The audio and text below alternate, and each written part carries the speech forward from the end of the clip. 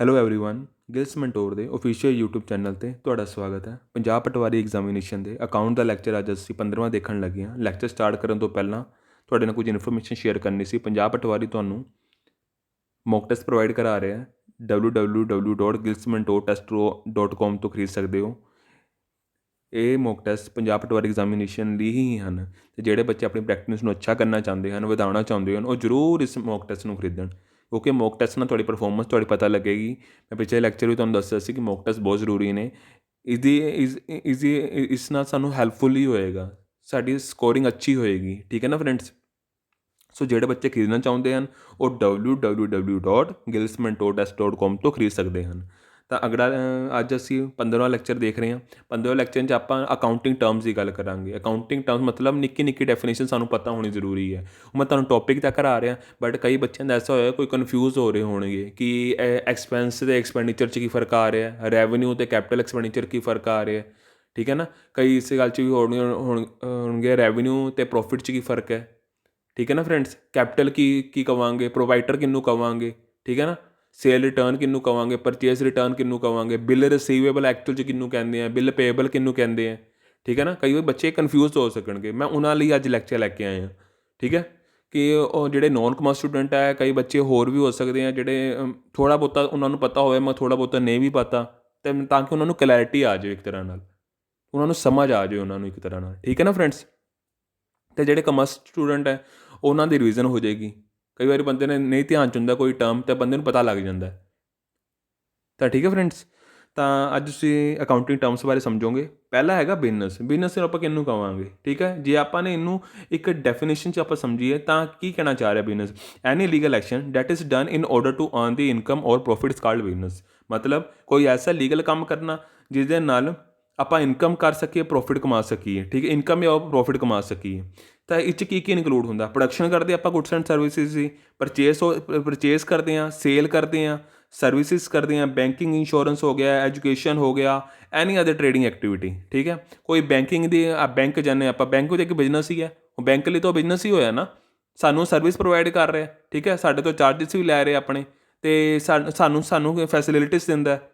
ਉਹ ਕੀ ਫੈਸਿਲਿਟੀਜ਼ ਦਿੰਦਾ ਸਾਨੂੰ, ਮਨੀ ਰੱਖਣ ਦੀ ਫੈਸਿਲਿਟੀਜ਼ ਦਿੰਦਾ, ਉਹ ਅੱਗੋਂ ਲੋਨ ਦੀ ਫੈਸਿਲਿਟੀ ਦਿੰਦਾ। ਜਿਹੜਾ ਡਿਫਰੈਂਸ ਹੁੰਦਾ ਇੰਟਰਸਟ ਦਾ ਉਹ ਆਪ ਗੇਨ ਕਰਦਾ ਵਿੱਚੋਂ। ਤਾਂ ਸਾਨੂੰ 6% ਦਿੰਦਾ ਇੰਟਰਸਟ ਜਾਂ 5% ਇੰਟਰਸਟ ਦਿੰਦਾ, ਅੱਗੋਂ ਲੋਨ 'ਤੇ ਚੜ੍ਹਾ ਜਾਂਦਾ ਉਹ 11-12% ਜਾਂ 13% ਦੇ ਵਿੱਚ। ਜਿਹੜਾ ਵਿਚਲਾ ਡਿਫਰੈਂਸ ਹੁੰਦਾ ਉਹ ਆਪ ਲੈ ਲੈਂਦਾ, ਤਾਂ ਉਹ ਵੀ ਇੱਕ ਤਰ੍ਹਾਂ ਦਾ ਬਿਜ਼ਨਸ ਕਰ ਰਿਹਾ। ਠੀਕ ਨਾ ਫਰੈਂਡਸ। ਕੋਈ ਐਜੂਕੇਸ਼ਨ ਉਹ ਵੀ ਬਿਜ਼ਨਸ ਕਰ ਰਹੀ ਹੈ, ਤੁਹਾਡੇ ਤੋਂ ਫੀਸ ਚਾਰਜ ਕਰਦੀ ਹੈ। ਠੀਕ ਹੈ ਨਾ। ਅਤੇ ਇੰਸ਼ੋਰੈਂਸ ਉਹ ਵੀ ਤੁਹਾਡੇ ਤੋਂ ਐਕਸਪੈਂਡੀਚਰ ਮਤਲਬ ਤੁਹਾਡੇ ਤੋਂ ਫੀਸ ਚਾਰਜ ਕਰਕੇ ਆਪਣਾ ਬਿਜ਼ਨਸ ਕਰਦੀ ਹੈ। ਸੋ ਉਹ ਸਾਰੀ ਚੀਜ਼ਾਂ ਜਿਸ ਨਾਲ ਸਾਨੂੰ ਇਨਕਮ ਹੋਵੇ, ਪ੍ਰੋਫਿਟ ਹੋਵੇ, ਉਹ ਇੱਕ ਤਰ੍ਹਾਂ ਦਾ ਬਿਜ਼ਨਸ ਕਹਾਇਆ ਜਾਂਦਾ ਹੈ। ਠੀਕ ਹੈ ਨਾ ਫਰੈਂਡਸ। ਇਨਕਮ ਹੋਵੇ, ਪ੍ਰੋਫਿਟ ਹੋਵੇ, ਲੋਸ ਤਾਂ ਕਰਨ ਲਈ ਕੋਈ ਨਹੀਂ ਕਰਦਾ ਨਾ। ਲੋਸ ਤਾਂ ਹੈਪਨਿੰਗ ਹੋ ਜਾਂਦੀ ਹੈ, ਬਟ ਐਕਚੁਅਲ 'ਚ ਉਹਦਾ ਮੋਟਿਵ ਕੀ ਹੁੰਦਾ, ਪ੍ਰੋਫਿਟ ਕਮਾਉਣਾ। ਠੀਕ ਹੈ ਨਾ। ਤਾਂ ਉਰੇ ਆਪਾਂ ਉਸਨੂੰ ਬਿਜ਼ਨਸ ਕਹਾਂਗੇ। ਬਿਜ਼ਨਸ ਐਕਚੁਅਲ ਜੇ ਆਪਾਂ ਉਹਦਾ ਦੇਖੀਏ, ਇਕੁਏਸ਼ਨ ਦੇਖੀਏ, ਤਾਂ capital is equal to asset minus liability. ਮਤਲਬ ਕਿ ਉਹਦੀ ਜਿਹੜੀ ਓਨਰ ਦੀ ਪੂੰਜੀ ਹੋਏਗੀ ਉਹ ਕੀ ਹੋਏਗੀ, ਉਹਦੇ ਜਿਹੜੇ ਖੁਦ ਦੇ ਐਸਟਸ ਹੈ। ਖੁਦ ਦੇ ਐਸਟਸ ਮਤਲਬ ਜੋ ਤੁਸੀਂ ਬਿਜ਼ਨਸ ਨੂੰ ਗੇਨ ਕਰੇਂਗੇ ਉਸ 'ਚੋਂ ਜਿੰਨੀਆਂ ਵੀ ਲਾਇਬਿਲਿਟੀਜ਼ ਹੈ, ਜੇ ਮੈਂ ਉਹਨੂੰ ਮਾਈਨਸ ਕਰ ਦੇਵਾਂ ਤਾਂ ਮੇਰੀ ਐਕਚੁਅਲ 'ਚ ਮੈਨੇ ਜਿਹੜੀ ਇਨਵੈਸਟ ਕੀਤੀ ਸੀ ਕੈਪੀਟਲ ਉਹ ਹੋਏਗੀ ਐਸਟ ਮਾਈਨਸ ਲਾਇਬਿਲਿਟੀ। ਠੀਕ ਹੈ ਨਾ ਫਰੈਂਡਸ। ਤਾਂ ਅਗਲਾ ਟਰੇਡ। ਹੁਣ ਟਰੇਡ ਕਿਹਨੂੰ ਕਹਿੰਦੇ ਆ। ਹੁਣ ਆਪਾਂ ਨੂੰ ਇਹ ਤਾਂ ਸਮਝ ਆ ਗਿਆ ਬਿਜ਼ਨਸ। ਕਈ ਬੱਚੇ ਕਨਫਿਊਜ਼ ਹੋਣਗੇ, ਚੱਲ ਬਿਜ਼ਨਸ ਤਾਂ ਸਾਨੂੰ ਸਮਝ ਆ ਗਿਆ, ਟਰੇਡ ਵੀ ਆਪਾਂ ਬਿਜ਼ਨਸ ਨੂੰ ਕਹਾਂਗੇ। ਨਹੀਂ, ਟਰੇਡ ਕਿਹਨੂੰ ਕਹਾਂਗੇ ਆਪਾਂ, ਟਰੇਡ ਕਹਾਂਗੇ purchase and sale of goods and services in order to earn profit. ਉਰੇ ਆਪਾਂ ਇਕੱਲਾ sale of goods and services ਦੀ ਗੱਲ ਕਰਾਂਗੇ। ਠੀਕ ਹੈ ਫਰੈਂਡਸ।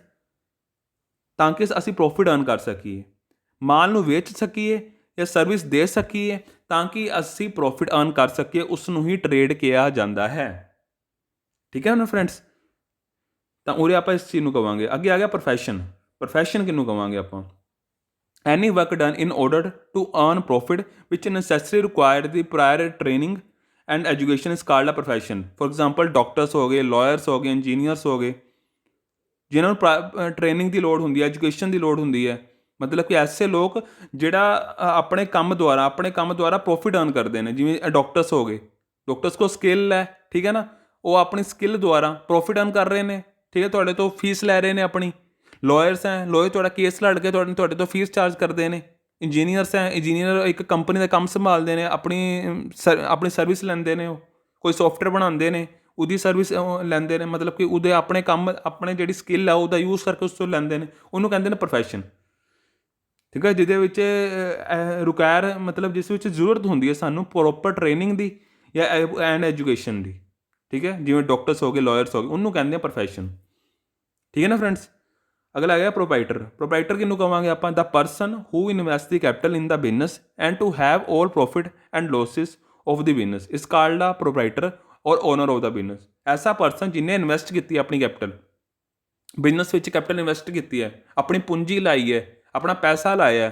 ਠੀਕ ਹੈ, ਇੱਕ ਸਪੋਜ਼ ਕਰੋ ਕੋਈ ਦੁਕਾਨ ਹੈ, ਦੁਕਾਨ, ਉਹਨੇ ਕੱਪੜਿਆਂ ਦੀ ਦੁਕਾਨ ਖੋਲ੍ਹੀ, ਤਾਂ ਦੁਕਾਨ ਖੋਲ੍ਹਣ ਨੂੰ ਤਾਂ ਉਹਨੂੰ ਪੈਸਾ ਲਾਉਣਾ ਪਏਗਾ ਨਹੀਂ, ਉਹਨੂੰ ਮਾਲ ਦੇ ਉੱਪਰ ਪੈਸਾ ਲਾਉਣਾ ਪਏਗਾ, ਦੁਕਾਨ ਨੂੰ ਸਜਾਉਣ ਉੱਪਰ ਪੈਸਾ ਲਾਉਣਾ ਪਏਗਾ। ਉਹਦੀ ਕੈਪੀਟਲ ਹੋ ਗਈ, ਉਹਨੂੰ ਕਹਾਂਗੇ ਕੈਪੀਟਲ। ਉਹ ਕਿਸ ਲਈ ਕਰ ਰਿਹਾ? ਪ੍ਰੋਫਿਟ ਕਮਾਉਣ ਲਈ ਕਰ ਰਿਹਾ, ਜਾਂ ਲੋਸ ਵੀ ਹੋ ਸਕਦਾ ਉਹਨੂੰ। ਠੀਕ ਹੈ, ਉਹ ਇੱਕ ਤਰ੍ਹਾਂ ਦਾ ਪ੍ਰੋਪਰਾਈਟਰ ਹੋਏਗਾ।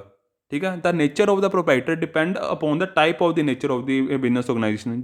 ਨੇਚਰ ਕੀ ਪ੍ਰੋਪਰਾਈਟਰ ਦਾ ਉਹ ਉਹਦੇ ਬਿਜ਼ਨਸ ਉੱਪਰ ਡਿਪੈਂਡ ਕਰੇਗਾ। ਜੇ ਇੰਨਾ ਸੋਲ ਟਰੇਡਰ ਬਿਜ਼ਨਸ, ਠੀਕ ਹੈ, ਇਕੱਲਾ ਵਪਾਰ ਕਰ ਰਿਹਾ ਕੋਈ, ਦਾ ਸੋਲ ਟਰੇਡਰ ਇਜ਼ ਦਾ ਪ੍ਰੋਪਰਾਈਟਰ, ਇਕੱਲਾ ਮਤਲਬ ਇਕਾਂਗੀ ਵਪਾਰ ਹੋ ਰਿਹਾ, ਜਾਂ ਪਾਰਟਨਰਸ਼ਿਪ ਫਰਮ 'ਚ ਹੋ ਰਿਹਾ, ਪਾਰਟਨਰਸ ਹੋ ਸਕਦੇ ਆ ਪ੍ਰੋਪਰਾਈਟਰ, ਜਾਂ ਕੰਪਨੀ ਵਿੱਚ ਸ਼ੇਅਰ ਹੋਲਡਰ ਹੋ ਸਕਦੇ ਆ ਪ੍ਰੋਪਰਾਈਟਰ। ਠੀਕ ਹੈ ਨਾ ਫਰੈਂਡਸ। ਇਸ ਵਿੱਚ ਇਸ ਨੂੰ ਕਹਾਂਗੇ ਪ੍ਰੋਪਰਾਈਟਰ, ਜਿਹੜਾ ਪ੍ਰੋਫਿਟ ਅਤੇ ਲੋਸਿਸ ਆਪ ਮਤਲਬ ਕਿ ਇਨਵੈਸਟ ਕਰਕੇ ਮੁਸਕੋ ਜਾਂ ਤਾਂ ਉਸਕੋ ਪ੍ਰੋਫਿਟਸ ਆ ਰਹੇ हैं ਸਾਰੇ, ਜਾਂ ਲੋਸਿਸ ਆ ਰਹੇ हैं, ਜਾਂ ਮਿਕਸ ਵੀ ਹੋ ਸਕਦਾ, ਕਦੀ ਪ੍ਰੋਫਿਟ ਆ ਰਿਹਾ, ਕਦੀ ਲੋਸ ਹੋ ਰਿਹਾ। ਠੀਕ ਹੈ ਨਾ ਫਰੈਂਡਸ, ਉਹਨੂੰ ਕਹਿੰਦੇ ਆ ਪ੍ਰੋਪਰਾਈਟਰ, ਜਿਹੜਾ ਓਨਰ ਹੁੰਦਾ ਬਿਜ਼ਨਸ ਦਾ। ਅਗਲਾ ਆ ਗਿਆ ਕੈਪੀਟਲ। ਹੁਣ ਆਪਾਂ ਕੈਪੀਟਲ ਕਿਹਨੂੰ ਕਹਾਂਗੇ? The amount of cash, goods or asset which is initially invested by the proprietor while commencing the business is called the capital. ਠੀਕ ਹੈ, ਮਤਲਬ ਕਿ ਕੈਸ਼ ਇਨਵੈਸਟ ਕਰਨਾ, ਆਪਣਾ ਮਾਲ ਇਨਵੈਸਟ ਕਰਨਾ, ਮਤਲਬ ਕਿ ਆਪਾਂ ਨੇ ਮਾਲ ਖਰੀਦਿਆ, ਆਪਾਂ ਨੇ ਕੋਈ ਗੁਡਸ ਖਰੀਦੇ ਆ, ਆਪਾਂ ਨੇ ਗੁਡਸ ਮਤਲਬ ਕੋਈ ਜੁੱਤਿਆਂ ਦਾ ਵਪਾਰ ਆ ਸਾਡਾ, ਆਪਾਂ ਨੇ ਜੁੱਤੇ ਖਰੀਦੇ ਆ, ਉਹ ਵੀ ਕੈਪੀਟਲ ਵਿੱਚ ਕਹਾਏ ਜਾਣਗੇ। ਕੋਈ ਐਸਟ ਆ ਸਾਡੇ, ਪਲਾਂਟ ਐਂਡ ਮਸ਼ੀਨਰੀ ਹੈ, ਕੈਸ਼ ਹੈ। ਠੀਕ ਹੈ ਨਾ, ਲੈਂਡ ਐਂਡ ਬਿਲਡਿੰਗ ਹੈ, ਲੈਂਡ ਐਂਡ ਬਿਲਡਿੰਗ ਜਿਸ ਦੇ ਉੱਪਰ ਆਪਾਂ ਬਿਜ਼ਨਸ ਕਰ ਰਹੇ ਹਾਂ, ਆਪਾਂ ਨੇ ਇੱਕ ਬਿਲਡਿੰਗ ਬਣਾਈ ਹੈ, ਆਫਿਸ ਬਿਲਡਿੰਗ ਹੈ, ਉਹ ਵੀ ਇੱਕ ਤਰ੍ਹਾਂ ਦੀ ਕੈਪੀਟਲ ਹੈ। ਉਹਦੇ ਉੱਪਰ ਉਹਨੇ ਪੈਸਾ ਲਾ ਕੇ ਉਹ ਚੀਜ਼ ਖਰੀਦੀ, ਆਫਿਸ ਖਰੀਦਿਆ ਉਹਨੇ, ਆਫਿਸ ਦੇ ਉੱਪਰ ਲੱਗਿਆ ਪੈਸਾ, ਮਤਲਬ ਉਸ ਜ਼ਮੀਨ ਉੱਪਰ ਲੱਗਿਆ ਪੈਸਾ, ਉਹ ਜਿਹੜੀ ਚੀਜ਼ ਬਣੀ ਹੈ, ਪੈਸਾ ਲੱਗਿਆ, ਉਹ ਸਾਰਾ ਉਹਦਾ ਕੈਪੀਟਲ ਹੈ, ਜਿਹੜੀ ਉਹਨੇ ਇਨਵੈਸਟ ਕੀਤੀ ਹੈ ਪ੍ਰੋਪਰਾਈਟਰ ਨੇ। ਠੀਕ ਹੈ, ਤਾਂ ਕਿ ਉਹ ਆਪਣੇ ਜਦੋਂ ਉਹ ਬਿਜ਼ਨਸ ਸਟਾਰਟ ਕਰਦਾ, ਉਦੋਂ ਉਹ ਕੈਸ਼ ਲਿਆਉਂਦਾ, ਗੁਡਸ ਲਿਆਉਂਦਾ, ਐਸਟਸ ਲਿਆਉਂਦਾ। ਐਸਟ ਇੱਕ ਤਰ੍ਹਾਂ ਦੀ ਲੈਂਡ ਐਂਡ ਬਿਲਡਿੰਗ ਲਿਆਉਂਦਾ। ਗੁਡਸ ਮਤਲਬ ਕਿ ਜੇ ਦੁਕਾਨ ਖੋਲ੍ਹੇਗਾ, ਦੁਕਾਨ ਖੋਲ੍ਹਣ ਤੋਂ ਪਹਿਲਾਂ ਇੱਕ ਜ਼ਮੀਨ ਚਾਹੀਦੀ ਹੋਏਗੀ। ਜ਼ਮੀਨ ਕੀ ਹੋ ਗਈ ਉਹਦੀ? ਜ਼ਮੀਨ ਕੀ ਹੋ ਗਈ ਉਹਦੀ ਕੈਪੀਟਲ ਹੋ ਗਈ, ਉਹਨੂੰ ਖਰੀਦਣੀ ਪਏਗੀ ਉਹਨੂੰ, ਤਾਂ ਉਹਦੇ ਲਈ ਕੈਸ਼ ਜ਼ਰੂਰੀ ਹੈ। ਕੈਸ਼ ਲਏਗਾ ਤਾਂ ਫਿਰ ਗੁਡਸ ਵੀ ਲਿਆਉਣੇ ਜ਼ਰੂਰੀ ਹੈ। ਠੀਕ ਹੈ ਨਾ, ਉਹਦੇ ਉੱਪਰ ਫਰਨੀਚਰ ਬਣਾਏਗਾ, ਜਿਹੜਾ ਮਤਲਬ ਕਿ ਜੋ ਦੁਕਾਨ ਖੜੀ ਕਰੇਗਾ ਉਹਨੂੰ ਬਣਾਏਗਾ, ਤਾਂ ਉਹ ਵੀ ਉਹਦੀ ਕੈਪੀਟਲ ਹੈ, ਕਿਉਂਕਿ ਉਹਦੇ ਉੱਪਰ ਪੈਸਾ ਲਾ ਰਿਹਾ, ਉਹ ਵੀ ਇਹਦੇ ਅੰਦਰ ਇਨਕਲੂਡ ਹੁੰਦਾ। ਅਤੇ ਜਿਹੜਾ ਉਹਦੇ ਉੱਪਰ ਮਾਲ ਪਾ ਰਿਹਾ, ਉਹਦੇ ਉੱਪਰ ਕੱਪੜਿਆਂ ਦਾ ਕੰਮ ਕਰ ਰਿਹਾ, ਤਾਂ ਉਹ ਵੀ ਕੈਪੀਟਲ ਵਿੱਚ ਆਏਗਾ। ਠੀਕ ਹੈ ਨਾ, ਅਤੇ ਜਿਹੜਾ ਉੱਥੇ ਰੱਖਣ ਲਈ ਆਪਾਂ ਨੇ ਮਾਲ ਨੂੰ ਰੱਖਣ ਲਈ ਆਪਾਂ ਨੇ ਫਰਨੀਚਰ ਬਣਾਇਆ, ਉਹ ਵੀ ਐਸਟ ਹੈ, ਉਹ ਵੀ ਕੈਪੀਟਲ ਦੇ ਵਿੱਚ ਆਊਗਾ। ਠੀਕ ਹੈ ਨਾ, ਉਹ ਸਾਰੀ ਚੀਜ਼ਾਂ ਜਿਹੜੀ ਪ੍ਰੋਪਰਾਈਟਰ ਨੇ ਇਨਵੈਸਟ ਕੀਤੀਆਂ ਜਦੋਂ ਉਹਨੇ ਬਿਜ਼ਨਸ ਸਟਾਰਟ ਕੀਤਾ, ਤਾਂ ਉਸ ਨੂੰ ਕਹਾਂਗੇ capital. It is the invested to earn the profit. ਉਹਨੇ ਕਾਹਦੇ ਲਈ ਇਨਵੈਸਟ ਕੀਤਾ? ਪ੍ਰੋਫਿਟ ਅਰਨ ਕਰਨ ਲਈ ਇਨਵੈਸਟ ਕੀਤਾ। ਜੇ ਇਨ ਅਦਰ ਵਰਡਸ 'ਚ ਕਹੀਏ, ਜੇ excess of assets over liabilities called capital.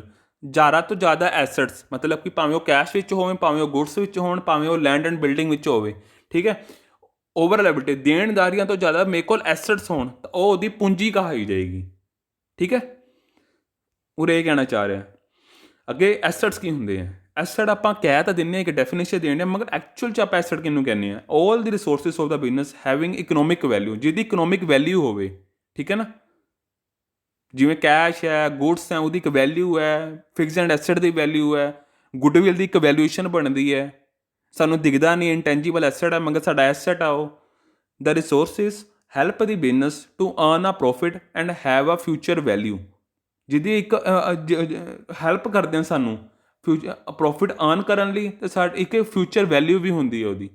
ਠੀਕ ਹੈ, they are the important for running a business in the possession of the businessman.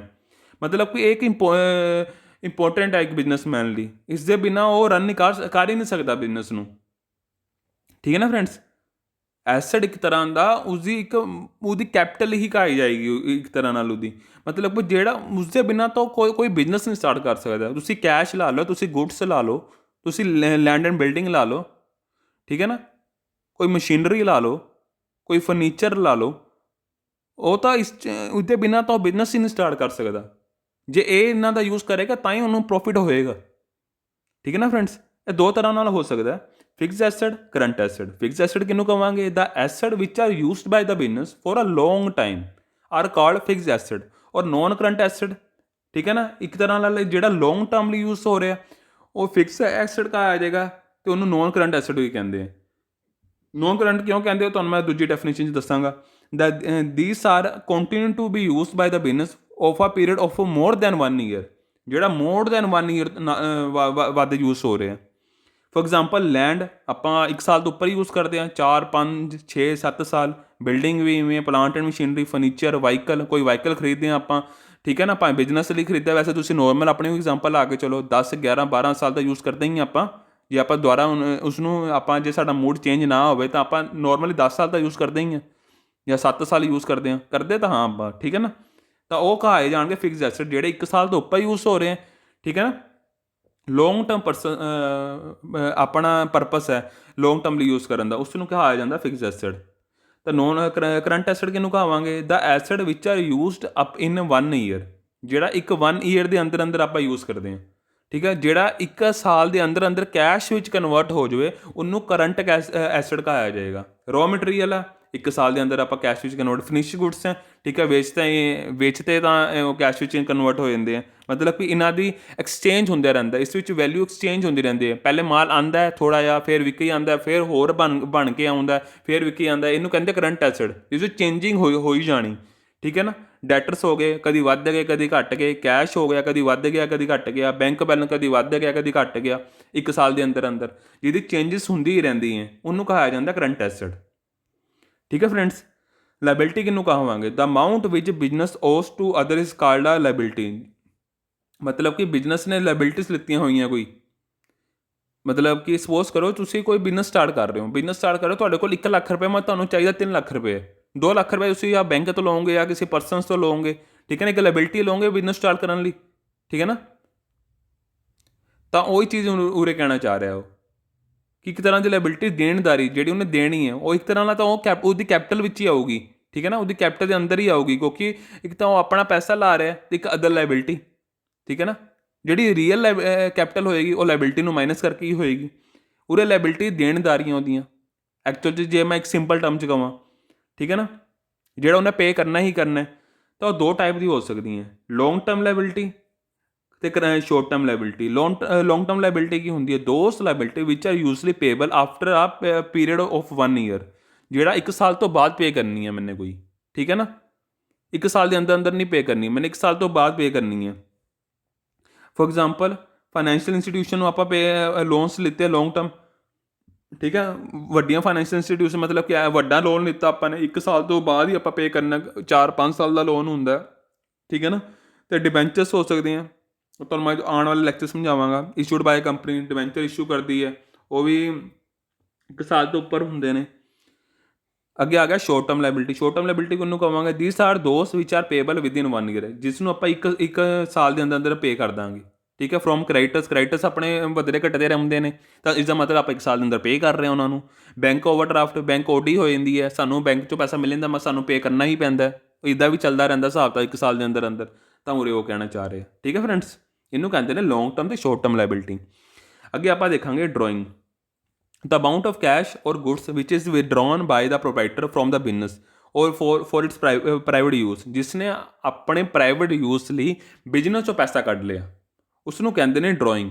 ਕੁਝ ਆਪਣੇ ਪਰਸਨਲ ਆਪਣੀ ਫੈਮਿਲੀ ਉੱਪਰ ਖਰਚਾ ਕਰ ਲਿਆ, ਉਸ ਨੂੰ ਕਹਿੰਦੇ ਨੇ ਡਰਾਇੰਗ। ਉਹਨੂੰ ਐਕਚੁਅਲ 'ਚ ਮਤਲਬ ਕਿ ਉਹ ਖਰਚਾ ਜਿਹੜਾ ਕੀਤਾ ਉਹ ਇੱਕ ਤਰ੍ਹਾਂ ਦਾ ਡਰਾਇੰਗ ਹੈ, ਬਿਜ਼ਨਸ ਦਾ ਇੱਕ ਖਰਚਾ ਹੈ, ਉਹ ਕੈਪੀਟਲ ਨੂੰ ਰਿਡਿਊਸ ਕਰਦਾ, ਕੈਪੀਟਲ 'ਚੋਂ ਮਾਈਨਸ ਹੁੰਦੀ ਹੈ ਡਰਾਇੰਗ ਹਮੇਸ਼ਾ। ਡਰਾਇੰਗ ਮਤਲਬ ਉਹਦਾ ਪਰਸਨਲ ਉੱਪਰ ਕੀਤਾ ਖਰਚਾ, ਆਪਣੀ ਫੈਮਿਲੀ ਉੱਪਰ ਕੀਤਾ ਖਰਚਾ, ਠੀਕ ਹੈ, ਜੋ ਬਿਜ਼ਨਸ ਨਾਲ ਦੂਰ ਦੂਰ ਤੱਕ ਉਹਦਾ ਰਿਲੇਸ਼ਨ ਨਹੀਂ, ਮਗਰ ਉਹਨੇ ਚੱਕਿਆ ਉਹਨੇ ਬਿਜ਼ਨਸ 'ਚੋਂ ਹੀ ਪੈਸਾ, ਜਾਂ ਉਹਨੇ ਕੋਈ ਬਿਜ਼ਨਸ 'ਚੋਂ ਹੀ ਮਾਲ ਚੱਕਿਆ ਆਪਣੇ ਪਰਸਨਲ ਯੂਜ਼ ਲਈ। ਕੋਈ ਕਿਸੇ ਦਾ ਕੱਪੜਿਆਂ ਦਾ ਕੰਮ ਹੈ, ਕੱਪੜਿਆਂ ਦੇ ਕੰਮ 'ਚੋਂ ਆਪਣੇ ਘਰਦਿਆਂ ਲਈ ਵੀ ਲੈ ਕੇ ਆਪਣੇ ਕੱਪੜੇ, ਠੀਕ ਹੈ ਨਾ, ਵਿੱਚੋਂ, ਤਾਂ ਉਹਦੀ ਡਰਾਇੰਗਸ ਹੋ ਗਈਆਂ, ਉਹਨੂੰ ਆਪਾਂ ਕਹਾਂਗੇ ਡਰਾਇੰਗਸ, ਠੀਕ ਹੈ ਫਰੈਂਡਸ। ਅਗਲਾ ਆ ਗਿਆ ਗੁਡਸ। ਗੁਡਸ ਕਿਹਨੂੰ ਕਵਾਂਗੇ? The things which are bought and sold by a business are called goods. ਜੇ ਉਹ ਉਹਨਾਂ ਨੂੰ ਕਵਾਂਗੇ ਗੁਡਸ, ਐਸੇ ਥਿੰਗਸ ਨੂੰ ਕਵਾਂਗੇ ਜੋ ਆਪਾਂ ਖਰੀਦਦੇ ਹਾਂ ਅਤੇ ਆਪਾਂ ਵੇਚਦੇ ਹਾਂ ਬਿਜ਼ਨਸ ਦੁਆਰਾ। ਇੱਕ ਬਿਜ਼ਨਸ ਦੁਆਰਾ ਆਪਾਂ ਜੇ ਤਾਂ ਖਰੀਦੀਏ ਪਹਿਲੇ, ਫਿਰ ਆਪਾਂ ਵੇਚੀਏ ਉਸਨੂੰ ਕਹਿੰਦੇ ਨੇ goods. Goods may be raw material. Goods ਆਪਾਂ ਕਿਵੇਂ ਕਵਾਂਗੇ? ਜੀ ਆਪਾਂ ਖਰੀਦਿਆ, ਸਪੋਜ਼ ਉਹ ਕੱਪੜਿਆਂ ਦਾ ਕੰਮ ਹੈ, ਪਹਿਲੇ ਕੱਪੜੇ ਖਰੀਦੋਗੇ ਨਾ ਕਿਸੇ ਤੋਂ, ਹੋਲਸੇਲਰ ਤੋਂ ਖਰੀਦੋਗੇ, ਫਿਰ ਹੀ ਅੱਗੋਂ ਵੇਚੋਗੇ। ਠੀਕ ਹੈ, ਉਹ ਕੌਣ ਕਰਾਉਂਦਾ? ਬਿਜ਼ਨਸ ਹੀ ਕਰਾਉਂਦਾ ਤੁਹਾਡੇ ਤੋਂ। ਬਿਜ਼ਨਸ ਤੁਹਾਡੇ ਤੋਂ ਪਹਿਲੇ ਮਾਲ ਆਪਣੇ ਦੁਕਾਨ ਦੇ ਅੰਦਰ ਰਖਵਾਏਗਾ, ਫਿਰ ਤੁਹਾਨੂੰ ਕਹੇਗਾ ਤੁਸੀਂ ਇਹਨੂੰ ਵੇਚੋ, ਵੇਚ ਕੇ ਫਿਰ ਤੁਹਾਨੂੰ ਪ੍ਰੋਫਿਟ ਹੋਏਗਾ। ਠੀਕ ਹੈ, ਜਾਂ ਲੋਸ ਹੋਏਗਾ, ਕੁਛ ਵੀ ਹੋਏਗਾ ਜੋ ਵੀ। ਠੀਕ ਹੈ, goods may be raw material ਹੋ ਸਕਦਾ। ਗੁਡਸ ਕੋਈ ਵੀ ਹੋ ਸਕਦੇ ਹੈ। ਰੋ ਮਟੀਰੀਅਲ ਮਤਲਬ ਹਲੇ ਕੱਚਾ ਮਾਲ ਹੈ। ਕੱਚਾ ਮਾਲ ਮਤਲਬ ਕੋਈ ਕੱਪੜਾ ਹੈ, ਕੋਈ ਪੈਂਟ ਹੈ, ਹਲੇ ਬਣ ਕੇ ਤਿਆਰ ਨਹੀਂ ਹੋਈ, ਹਲੇ ਸਿਰਫ ਉਹ ਰੋ ਮਟੀਰੀਅਲ 'ਚ ਹੈ, ਮਤਲਬ ਕਿ ਹਲੇ ਸਿਰਫ ਉਹਦਾ ਕੱਪੜਾ ਹੈ, ਕੱਪੜਾ ਹਲੇ ਬਣ ਕੇ ਤਿਆਰ ਨਹੀਂ, ਪੈਂਟ ਨਹੀਂ ਬਣੀ ਉਹਦੀ ਹਲੇ, ਉਹਨੂੰ ਕਵਾਂਗੇ ਰੋ ਮਟੀਰੀਅਲ। ਕੱਚਾ ਕੰਮ ਮਤਲਬ ਕਿ ਹਲੇ ਮਤਲਬ ਕਿ ਗੋਲਡ ਬਣਿਆ ਨਹੀਂ, ਗੋਲਡ ਤੋਂ ਪਹਿਲੇ ਦੀ ਜਿਹੜੀ ਪ੍ਰੋਸੈਸ ਹੁੰਦਾ ਉਸਦੀ ਗੱਲ ਕਰਾਂਗੇ। ਠੀਕ ਹੈ ਨਾ। ਤਾਂ ਉਰੇ ਇਹ ਕਹਿਣਾ ਚਾਹ ਰਿਹਾ ਕਿ ਮਟੀਰੀਅਲ ਰੋ ਮਟੀਰੀਅਲ ਹੋ ਸਕਦਾ ਹੈ in finish goods. In accounting, when goods purchased, it is the written or purchases has purchases. When goods are sold, it written has sales. It is written has stock. If it remain unsold at the end of the year, ਕੁਛ ਵੀ ਹੋ ਸਕਦਾ, ਭਾਵੇਂ ਉਹ return 'ਚ ਹੈ, ਭਾਵੇਂ ਉਹ ਅਨਸੋਲਡ ਹੋਈ ਹੈ, ਭਾਵੇਂ ਉਹ ਪਰਚੇਸਿਸ ਹੈ, ਸਾਰੇ ਉਹ ਗੁਡਸ ਕਹਾਈਆਂ ਜਾਣਗੀਆਂ। ਠੀਕ ਹੈ ਫਰੈਂਡਸ। ਹੁਣ ਪਰਚੇਸਿਸ ਕਿਹਨੂੰ ਕਵਾਂਗੇ? Goods bought for resale. ਮਤਲਬ ਕਿ ਉਹੀ ਤੁਹਾਨੂੰ ਮੈਂ ਕਹਿ ਰਿਹਾ ਸੀ ਕਿ ਕੋਈ ਕੱਪੜਿਆਂ ਦਾ ਕੰਮ ਕਰ ਰਿਹਾ, ਕੱਪੜੇ ਉਹ ਹੋਲਸੇਲ ਤੋਂ ਖਰੀਦ ਰਿਹਾ, ਤਾਂ ਉਹ ਵੇਚਣ ਲਈ ਖਰੀਦ ਰਿਹਾ, ਤਾਂ ਉਹਨੂੰ ਪਰਚੇਸਿਸ ਕਵਾਂਗੇ ਆਪਾਂ। ਦਿਸ may be in from the raw material ਵੀ ਹੋ ਸਕਦਾ, ਔਰ ਰੋ ਮਟੀਰੀਅਲ ਵੀ ਹੋ ਸਕਦਾ। ਜੇ ਕੋਈ ਹੋਲਸੇਲ ਦਾ ਕੰਮ ਕਰੇ ਉਹ ਤਾਂ ਆਪਣਾ ਕੱਪੜਾ ਹੀ ਲਏਗਾ, ਮਗਰ ਜੇ ਕੋਈ ਰਿਟੇਲ ਦਾ ਕੰਮ ਕਰ ਰਿਹਾ, ਮਤਲਬ ਕਿ ਜੇ ਕੋਈ ਕੱਪੜਿਆਂ ਦਾ ਕੰਮ ਕਰ ਰਿਹਾ, ਉਹ ਹੋਲਸੇਲਰ ਤੋਂ ਬਣੇ ਬਣਾਏ ਕੱਪੜੇ ਲਏਗਾ, ਉਹ ਰੋ ਮਟੀਰੀਅਲ ਤਾਂ ਨਹੀਂ ਹੋਏਗਾ, ਉਹ ਫਿਨਿਸ਼ਡ ਗੁਡਸ ਹੋਣਗੇ। ਠੀਕ ਹੈ, ਤਾਂ ਉਹ ਉਹੀ ਕਹਿਣਾ ਚਾਹ ਰਿਹਾ ਕਿ ਪਰਚੇਸਿਸ ਕੋਈ ਵੀ ਹੋ ਸਕਦੇ ਆ, ਰੋ ਮਟੀਰੀਅਲ ਵੀ ਹੋ ਸਕਦਾ ਔਰ ਫਿਨਿਸ਼ਡ ਗੁਡਸ ਵੀ ਹੋ ਸਕਦੇ ਆ। Purchase of assets is not called a purchase because assets are not the purchases for resale. ਠੀਕ ਹੈ, ਆਪਾਂ ਜਿਹੜਾ ਮਾਲ ਖਰੀਦਦੇ ਹਾਂ ਉਹ ਆਪਾਂ ਵੇਚਣ ਲਈ ਖਰੀਦਦੇ ਹਾਂ। ਠੀਕ ਹੈ, ਜੇ ਆਪਾਂ ਕੋਈ ਫਰਨੀਚਰ ਖਰੀਦਦੇ ਹਾਂ ਉਹਨੂੰ ਵੇਚਣ ਲਈ ਥੋੜ੍ਹਾ ਖਰੀਦਦੇ, ਉਹ ਸਾਡਾ ਨੇਚਰ ਥੋੜ੍ਹਾ। ਸਾਡਾ ਕੰਮ ਕਰਨਾ ਕੀ ਹੈ? ਸਾਡਾ ਕੱਪੜੇ ਕਰਨਾ ਨੇਚਰ ਹੈ। ਸਾਡਾ ਕੱਪੜਿਆਂ ਦਾ ਖਰੀਦਣਾ, ਪਹਿਲੇ ਹੋਲਸੇਲ ਤੋਂ ਫਿਰ ਵੇਚਣਾ, ਉਹ ਸਾਡਾ ਇੱਕ ਨੇਚਰ ਹੈ, ਸਾਡਾ ਪਰਚੇਸਿਸ ਕਰਨ ਦਾ, ਬਿਜ਼ਨਸ ਕਰਨ ਦਾ। ਆਪਾਂ ਜਿਹੜਾ ਫਰਨੀਚਰ ਖਰੀਦਿਆ, ਫਰਨੀਚਰ ਜਿਹੜਾ ਖਰੀਦਿਆ ਦੁਕਾਨ ਵਾਸਤੇ, ਉਹਨੂੰ ਥੋੜ੍ਹਾ ਰੀਸੇਲ ਸਾਡਾ ਉਹ ਇੱਕ ਤਰ੍ਹਾਂ ਨਾਲ ਨੇਚਰ ਹੈ ਸਾਡਾ ਪਰਚੇਸਿਸ ਕਰਨ ਦਾ। ਠੀਕ ਹੈ ਨਾ, ਉਹ ਆਪਾਂ ਰੀਸੇਲ ਨਹੀਂ ਕਰਦੇ। ਆਪਾਂ ਸਾਡਾ ਐਕਚੁਅਲ 'ਚ ਜਿਹੜਾ ਡਾਇਰੈਕਟ ਰਿਲੇਸ਼ਨ ਹੈ ਕੱਪੜਿਆਂ ਨਾਲ ਹੈ ਕਿ ਆਪਾਂ ਕੱਪੜੇ ਵੇਚਣੇ ਅਤੇ ਖਰੀਦਣੇ, ਉਹਨੂੰ ਕਵਾਂਗੇ ਆਪਾਂ ਪਰਚੇਸਿਸ। ਸਿਰਫ ਉਹਨਾਂ ਨੂੰ ਹੀ ਕਵਾਂਗੇ। ਗੁਡਸ ਜਿਹੜੀਆਂ ਹੋਣਗੀਆਂ, ਜਿਹੜੇ ਕੱਪੜੇ ਆ ਉਹ ਗੁਡਸ ਆ ਸਾਡੀਆਂ, ਉਹਨਾਂ ਨੂੰ ਕਵਾਂਗੇ ਆਪਾਂ। ਐਸਟਸ ਨੂੰ ਨਹੀਂ ਕਵਾਂਗੇ। ਐਸਟ ਰੀਸੇਲ ਨਹੀਂ ਹੁੰਦੀ, ਉਹ ਸਾਡਾ ਮੋਟਿਵ ਨਹੀਂ ਹੈ ਰੀਸੇਲ, ਉਹ ਸਾਡਾ ਤਾਂ ਸਿਰਫ ਹੈਲਪ ਕਰਦਾ ਬਿਜ਼ਨਸ ਨੂੰ ਗੇਨ ਕਰਨ ਵਿੱਚ। ਠੀਕ ਹੈ ਨਾ ਫਰੈਂਡਸ। ਤੁਹਾਡੀ ਲੁੱਕ ਅੱਛੀ ਹੋਏਗੀ, ਲੁੱਕ ਦੁਕਾਨ ਦੀ ਅੱਛੀ ਬਣੀ ਹੋਈ ਹੈ, ਉਹ ਇੱਕ ਤਰ੍ਹਾਂ ਦਾ ਐਸਟ ਹੈ, ਤੁਹਾਡਾ ਵੈਲਿਊ ਹੈ ਤੁਹਾਡੀ ਉਸ ਐਸਟ ਦੀ, ਜਿਹਦੇ ਕਰਕੇ ਤੁਹਾਡਾ ਕੰਮ ਅੱਛਾ ਹੋ ਰਿਹਾ। ਠੀਕ ਹੈ ਨਾ, ਇੰਟਰੈਕਟ ਰਿਲੇਸ਼ਨ ਹੈ, ਡਾਇਰੈਕਟ ਨਹੀਂ ਹੈ ਉਹਦਾ। 11ਵਾਂ ਸੇਲਸ। ਸੇਲਸ ਕਿਹਨੂੰ ਕਵਾਂਗੇ? When purchases goods are sold in order to earn the profit. ਮਤਲਬ ਕਿ ਜੇ ਆਪਾਂ ਪਰਚੇਸਿਸ ਕੀਤੀਆਂ ਹੋਈਆਂ ਗੁਡਸ ਨੂੰ ਆਪਾਂ ਵੇਚਦੇ ਹਾਂ ਪ੍ਰੋਫਿਟ ਦੇ, ਆਪਾਂ ਪ੍ਰੋਫਿਟ ਦੇ ਮਤਲਬ ਪ੍ਰੋਫਿਟ ਦਾ ਪਰਪਸ ਲੈ ਕੇ ਵੇਚਦੇ ਹਾਂ, ਉਹਨੂੰ ਕਵਾਂਗੇ sales. When goods are sold for cash is called cash sales. When goods are sold in on credit is called credit sale. Credit ਮਤਲਬ ਉਧਾਰੀ 'ਤੇ ਵੀ ਵੇਚਿਆ ਜਾਂਦਾ, ਆਪਾਂ ਕਈ ਵਾਰ ਉਧਾਰੀ 'ਤੇ ਵੇਚਦੇ ਹਾਂ, ਉਦੋਂ ਆਪਾਂ ਕਵਾਂਗੇ ਕ੍ਰੈਡਿਟ ਸੇਲਸ। ਠੀਕ ਹੈ ਫਰੈਂਡਸ। ਅੱਗੇ ਆ ਗਿਆ ਪਰਚੇਸਿਸ ਰਿਟਰਨ। ਕਈ ਵਾਰੀ ਕੀ ਹੁੰਦਾ, ਆਪਾਂ ਪਰਚੇਸ ਕਰਦੇ ਹਾਂ, ਮਤਲਬ ਸਪੋਜ਼ ਕਰੋ ਮੈਨੇ ਸੇਲ ਕੀਤੀ, ਐਵੇਂ ਸਮਝੋ ਸੇਲ ਕੀਤੀ, ਮਗਰ ਉਹ ਵਾਪਸ ਆ ਗਈ, ਮਤਲਬ ਕਿ ਮੇਰੇ ਕੋਲ ਵਾਪਸ ਆ ਗਈਆਂ, ਤਾਂ ਉਹ ਸੇਲ ਰਿਟਰਨ ਹੋ ਜਾਏਗੀ। ਮਗਰ ਜੇ ਮੈਨੇ ਕਿਸੇ ਤੋਂ ਮਾਲ ਖਰੀਦਿਆ ਹੋਏਗਾ, ਮੈਂ ਉਹਨੂੰ ਵਾਪਸ ਕਰ ਰਿਹਾ, ਉਹ ਪਰਚੇਸਿਸ ਰਿਟਰਨ ਹੋ ਜਾਣਗੀਆਂ। ਠੀਕ ਹੈ ਨਾ ਫਰੈਂਡਸ, ਮੈਂ ਰਿਟਰਨ ਕਰ ਰਿਹਾ। ਪਰਚੇਸਿਸ ਰਿਟਰਨ ਮਤਲਬ goods once purchase by the business are return back to the reason. ਕੋਈ ਵੀ ਰੀਜ਼ਨ ਹੋ ਸਕਦਾ, ਕੋਈ ਡਿਫੈਕਟ ਹੋ ਗਿਆ, ਕੋਈ ਕੁਛ ਹੋ ਗਿਆ, ਉਹਨੂੰ ਕਵਾਂਗੇ ਰਿਟਰਨ ਆਊਟਵਰਡ। ਜੇ ਮੈਨੇ ਆਪਣੀਆਂ ਪਰਚੇਸਿਸ ਕੀਤਾ ਹੋਇਆ ਮਾਲ ਹੋਲਸੇਲਰ ਤੋਂ ਉਹਨੂੰ ਵਾਪਸ ਕਰ ਰਿਹਾ, ਉਹ ਕਵਾਂਗਾ ਮੈਂ ਪਰਚੇਸ ਰਿਟਰਨ ਆਊਟਵਰਡ। ਠੀਕ ਹੈ ਫਰੈਂਡਸ। ਸੇਲ ਰਿਟਰਨ ਕਿਹਨੂੰ ਕਵਾਂਗੇ? ਹੁਣ ਜੋ ਚੀਜ਼ ਮੈंने ਇੱਕ ਵਾਰੀ ਸੇਲ ਕਰਤੀ, ਮੈਨੂੰ ਕਸਟਮਰ ਨੇ ਮੈਨੂੰ ਵਾਪਸ ਭੇਜਤਾ, ਕਾਈ ਭਾਈ ਮੇਰੇ ਕੋਲ ਇਹ ਤਾਂ ਚੀਜ਼ ਮੈਨੂੰ ਵਧੀਆ ਨਹੀਂ ਲੱਗੀ, ਇਹ 'ਚ ਕੁਝ ਡਿਫੈਕਟ ਹੈ, ਤਾਂ ਸੇਲ ਰਿਟਰਨ ਹੋ ਗਈ ਉਹ। ਠੀਕ ਹੈ, ਕੋਈ ਵੀ ਰੀਜ਼ਨ ਹੋ ਸਕਦਾ, ਉਹਨੂੰ ਕਵਾਂਗੇ ਰਿਟਰਨ ਇਨਵਰਡ। ਠੀਕ ਹੈ, ਉਹਨੂੰ ਕਵਾਂਗੇ ਰਿਟਰਨ ਇਨਵਰਡ। ਠੀਕ ਹੈ, ਅੱਗੇ ਆ ਗਿਆ ਸਟਾਕ। ਸਟਾਕ ਕਿਹਨੂੰ ਕਵਾਂਗੇ? These are those goods which are left unsold in the business at the end of the year. The goods unsold at the end of the accounting year is called a closing stock. ਹੁਣ ਉਹ stock ਤੁਹਾਨੂੰ ਸਮਝ ਆ ਰਿਹਾ ਕਿ goods ਹੈ, ਮਗਰ ਜੇ ਤੁਹਾਨੂੰ ਐਕਚੁਅਲ 'ਚ ਨਹੀਂ ਪਤਾ ਹੋਏਗਾ ਤਾਂ ਜੇ MCQs ਪੁੱਛ ਲਿਆ ਜਾਵੇ ਤੁਹਾਨੂੰ ਕਿਵੇਂ ਪਤਾ ਲੱਗੇਗਾ ਕਿ ਜਿਹੜੀ ਅਨਸੋਲਡ ਰਹਿ ਗਈਆਂ ਬਿਜ਼ਨਸ ਵਿੱਚ ਉਹਨੂੰ ਹੀ ਸਟੋਕ ਕਹਾਇਆ ਜਾਂਦਾ ਹੈ। ਠੀਕ ਹੈ, ਇੱਕ ਤਰ੍ਹਾਂ ਨਾਲ ਉਹਨੂੰ ਕਲੋਜ਼ਿੰਗ ਸਟੋਕ ਕਹਾਇਆ ਜਾਂਦਾ, ਕਲੋਜ਼ਿੰਗ ਸਟੋਕ ਜਿਹੜਾ ਅਨਸੋਲਡ ਹੋਇਆ, ਜਿਹੜਾ ਨਹੀਂ ਵਿਕਿਆ। ਠੀਕ ਹੈ ਨਾ friends, the same stock is called opening stock. ਉਹੀ ਸਟੋਕ ਅੱਗੇ ਜਿਹੜਾ ਕਲੋਜ਼ਿੰਗ ਸਟੋਕ ਹੁੰਦਾ ਉਹ ਅਗਲੇ ਸਾਲ ਓਪਨਿੰਗ ਸਟੋਕ ਬਣ ਜਾਂਦਾ, ਜਾਂ ਅਗਲੇ ਮਹੀਨੇ ਓਪਨਿੰਗ ਸਟੋਕ ਬਣ ਜਾਂਦਾ। ਠੀਕ ਹੈ, ਜਾਂ ਅਗਲੇ ਸਾਲ ਜਿਹੜਾ ਨਿਊ ਕਾਊਂਟਿੰਗ ਈਅਰ ਸਟਾਰਟ ਹੁੰਦਾ ਉਦੋਂ ਬਣ ਜਾਂਦਾ। ਠੀਕ ਹੈ ਨਾ ਫਰੈਂਡਸ, ਉਹਨੂੰ ਕਹਿੰਦੇ ਨੇ ਸਟੋਕ ਜਿਹੜਾ ਅਨਸੋਲਡ ਰਹਿ ਗਿਆ ਇੱਕ ਸਾਲ ਦੇ ਅੰਦਰ, ਉਹਨੂੰ ਕਹਾਂਗੇ ਕਲੋਜ਼ਿੰਗ ਸਟੋਕ। ਫਿਰ ਜਿਹੜਾ ਉਹ ਅਗਲੇ ਸਾਲ ਨਵਾਂ ਸਾਲ ਸਟਾਰਟ ਹੋਏਗਾ ਉਹੀ ਜਿਹੜਾ ਕਲੋਜ਼ਿੰਗ ਸਟੋਕ ਹੁੰਦਾ ਉਹੀ ਓਪਨਿੰਗ ਸਟੋਕ ਬਣ ਜਾਂਦਾ। ਪੁਰਾਣੇ ਸਾਲ ਦਾ ਜਿਹੜਾ ਮਾਲ ਹੁੰਦਾ ਉਹ ਨਵੇਂ ਸਾਲ ਦਾ ਓਪਨਿੰਗ ਸਟੋਕ ਬਣ ਜਾਂਦਾ। ਰੈਵਨਿਊ ਕਿਹਨੂੰ ਕਵਾਂਗੇ? ਠੀਕ ਹੈ, ਰੈਵਨਿਊ, ਪ੍ਰੋਫਿਟ, ਗੇਨ, ਇਹ ਫਰਕ ਹੈ ਸਾਰਿਆਂ 'ਚ। ਤੁਹਾਨੂੰ ਦੇਖਣ ਪਤਾ ਲੱਗ ਰਿਹਾ ਨਾ, ਆਪਾਂ ਸਟੋਕ ਪੜ੍ਹਿਆ, ਸ਼ੇਅਰ ਰਿਟਰਨ ਪੜ੍ਹਿਆ, ਪਰਚੇਸਿਸ ਪੜ੍ਹਿਆ, ਸੇਲ ਪੜ੍ਹਿਆ, ਹਰੇਕ 'ਚ ਡੈਫੀਨੇਸ਼ਨ ਫਰਕ ਹੈ। ਸਾਰਿਆਂ ਨੂੰ ਆਪਾਂ ਇੱਕੋ ਡੈਫੀਨੇਸ਼ਨ 'ਚ ਨਹੀਂ ਤੋਲ ਸਕਦੇ। ਠੀਕ ਹੈ ਨਾ, ਕਲੈਰਿਟੀ ਹੋਣੀ ਜ਼ਰੂਰੀ ਹੈ। ਹੁਣ ਅੱਗੇ ਆ ਗਿਆ revenue. This are the amount received by the business for selling goods and services. The amount is received from day to day basis activity in form rent, interest, commission, discount, dividend. ਉਹ revenue ਕੁਛ ਵੀ ਹੋ ਸਕਦਾ, ਕੁਛ ਵੀ ਤੁਸੀਂ cell ਕਰ ਰਹੇ ਹੋ, ਸੇਲ ਕਰ ਰਹੇ ਹੋ ਉਹ ਵੀ ਰੈਵਨਿਊ ਹੈ। ਠੀਕ ਹੈ, ਕੋਈ ਸਰਵਿਸ ਦੇ ਰਹੇ ਹੋ, ਠੀਕ ਹੈ, ਸਰਵਿਸ ਪੈਸਾ ਆ ਰਿਹਾ ਉਹ ਵੀ ਰੈਵਨਿਊ ਹੈ। ਠੀਕ ਹੈ, ਕੋਈ day to day expense rent ਲੈ ਰਹੇ ਹੋ ਤੁਸੀਂ, ਠੀਕ ਹੈ, ਉਹ ਵੀ ਰੈਵਨਿਊ ਹੈ। ਇੰਟਰਸਟ ਲੈ ਰਹੇ ਹੋ ਉਹ ਵੀ ਰੈਵਨਿਊ ਹੈ। ਕਮਿਸ਼ਨ ਹੈ ਉਹ ਵੀ ਰੈਵਨਿਊ ਹੈ। ਠੀਕ ਹੈ, ਕਮਿਸ਼ਨ ਸਾਨੂੰ ਮਿਲ ਰਹੀ ਹੈ ਉਹ ਵੀ ਰੈਵਨਿਊ, ਇੰਟਰਸਟ ਮਿਲ ਰਿਹਾ ਉਹ ਵੀ ਰੈਵਨਿਊ ਹੈ, ਕੋਈ ਡਿਸਕਾਊਂਟ ਮਿਲ ਰਿਹਾ ਉਹ ਵੀ ਰੈਵਨਿਊ ਹੈ, ਡਿਵੀਡੈਂਡ ਮਿਲ ਰਿਹਾ ਉਹ ਵੀ ਰੈਵਨਿਊ ਹੈ। ਠੀਕ ਹੈ ਫਰੈਂਡਸ, ਇਹਦਾ ਕੁਛ ਵੀ ਹੋ ਸਕਦਾ। ਰੈਵਨਿਊ ਮਤਲਬ ਕੋਈ ਚੀਜ਼ ਸਾਨੇ ਕਿਸੇ ਮੋਟਿਵ ਲਈ ਕੀਤੀ ਅਤੇ ਸਾਨੂੰ ਪਤਾ ਹੈ ਇਹ ਸਾਡਾ ਰੈਵਨਿਊ ਹੈ। ਸੇਲ ਕਰਦੇ ਹਾਂ ਮਤਲਬ ਕਿ ਸਾਨੂੰ ਵਿਸ਼ਵਾਸ ਹੁੰਦਾ ਕਿ ਸਾਨੂੰ ਹੁਣ ਪ੍ਰੋਫਿਟ ਹੋਏਗਾ। ਉਹ ਕਿਵੇਂ ਹੋਏਗਾ, ਇਹ ਜਦੋਂ ਇਹ ਪਤਾ ਕਰਨ ਲਈ ਸਾਨੂੰ ਕਿੰਨਾ ਪ੍ਰੋਫਿਟ ਹੋਏਗਾ ਉਹ ਅੱਗੇ ਸਾਨੂੰ ਪਤਾ ਲੱਗੇਗਾ ਅਗਲੀ ਡੈਫੀਨੇਸ਼ਨ ਵਿੱਚ। ਠੀਕ ਹੈ, ਫਿਲਹਾਲ ਤਾਂ ਸਾਨੂੰ ਇਹ ਪਤਾ ਲੱਗੇ ਕਿ ਇਹ ਸਾਡਾ ਰੈਵਨਿਊ ਹੈ, ਮੇਰੀ ਜਿਹੜੀ ਸੇਲ ਹੋਈ ਹੈ ਇਹ ਰੈਵਨਿਊ ਨੇਚਰ ਨਾਲ ਹੋਈ ਹੈ। ਠੀਕ ਹੈ ਨਾ ਫਰੈਂਡਸ, ਅਗਲਾ ਕੁਐਸਚਨ ਹੈ, ਅਗਲਾ ਜਿਹੜਾ ਟਰਮ ਹੈ expenses. The cost which business incurs for producing goods and service or using the service is called expenses. ਆਪਾਂ ਐਜ਼ ਅ ਐਕਸਪੈਂਸ ਕਰ ਰਹੇ ਹਾਂ ਕਿ ਜਿਹੜਾ ਆਪਾਂ ਨੇ ਪ੍ਰੋਡਿਊਸ ਕੀਤਾ ਗੁੱਡਸ ਐਂਡ ਸਰਵਿਸ ਉਹਦੇ ਉੱਪਰ ਜਿਹੜਾ ਖਰਚਾ ਆ ਰਿਹਾ, ਅਤੇ ਜਿਹੜੀ ਆਪਾਂ ਸਰਵਿਸ ਯੂਜ਼ ਕਰ ਰਹੇ ਹਾਂ, ਕੋਈ ਸਰਵਿਸ ਯੂਜ਼ ਵੀ ਤਾਂ ਕਰਦੇ ਹਾਂ ਨਾ ਆਪਾਂ, ਕੋਈ ਬੈਂਕਿੰਗ ਨੇਚਰ ਯੂਜ਼ ਕਰ ਰਹੇ ਉਹਦੇ ਉੱਪਰ ਜਿਹੜਾ ਖਰਚਾ ਆ ਰਿਹਾ ਆਪਣਾ। ਠੀਕ ਹੈ, ਕੋਈ ਸਰਵਿਸ ਲੈ ਰਹੇ ਕਿਸੇ ਨੂੰ ਅਕਾਊਂਟੈਂਟ ਧਰਿਆ ਹੋਇਆ ਉਹਦੀਆਂ ਸਰਵਿਸ ਆਪਾਂ ਯੂਜ਼ ਕਰ ਰਹੇ ਹਾਂ, ਉਹਦਾ ਖਰਚਾ ਜਿਹੜਾ ਆ ਰਿਹਾ ਉਹਨੂੰ ਕਵਾਂਗੇ ਐਕਸਪੈਂਸ। ਕੋਈ ਮਾਲ ਨੂੰ ਆਪਾਂ ਨੇ ਪ੍ਰੋਡਿਊਸ ਕੀਤਾ ਜਾਂ ਕੋਈ ਸਰਵਿਸ ਆਪਾਂ ਨੇ ਲਿੱਤੀ ਹੈ ਕਿਸੇ ਤੋਂ ਉਹਨੂੰ ਕਵਾਂਗੇ ਐਕਸਪੈਂਸ। ਦਿਸ ਇਨਕਲੂਡ ਦੀ ਪੇਮੈਂਟਸ ਮੇਡ, ਮਤਲਬ ਕਿ ਮੈਂ ਤੁਹਾਨੂੰ ਦੱਸਿਆ ਸੀ ਕੋਈ ਕਾਊਂਟਰ ਰੱਖੇ ਉਹਨੂੰ ਸੈਲਰੀ ਪੇ ਕਰਾਂਗੇ, ਵੇਜਿਸ ਹੋ ਗਈਆਂ, ਕੋਈ ਲੇਬਰ ਵਰਕ ਹੋ ਗਿਆ, ਠੀਕ ਹੈ, ਵੇਜਿਸ ਹੋ ਗਈਆਂ, ਫਰੇਟ ਹੋ ਗਿਆ, ਕੋਈ ਐਡਵਰਟਾਈਜ਼ਮੈਂਟ ਹੋ ਗਈ, ਮੈਨੇ ਕੋਈ ਐਡਵਰਟਾਈਜ਼ਮੈਂਟ ਕੀਤੀ ਹੈ, ਰੈਂਟ ਦਿੱਤਾ, ਇੰਸ਼ੋਰੈਂਸ ਦਿੱਤਾ, ਇਹ ਸਾਰਾ ਕੁਝ ਐਕਸਪੈਂਸਿਸ ਖਾਇਆ ਜਾਏਗਾ। ਠੀਕ ਹੈ, in other words we can say that the cost of earning revenue is an expense। ਐਸਾ ਐਕਸਪੈਂਸ ਕਰਨਾ ਜਿਹਦੇ ਨਾਲ ਮੈਨੂੰ ਰੈਵਨਿਊ ਹੋ ਜਾਵੇ ਉਹਨੂੰ ਕਵਾਂਗੇ ਐਕਸਪੈਂਸ।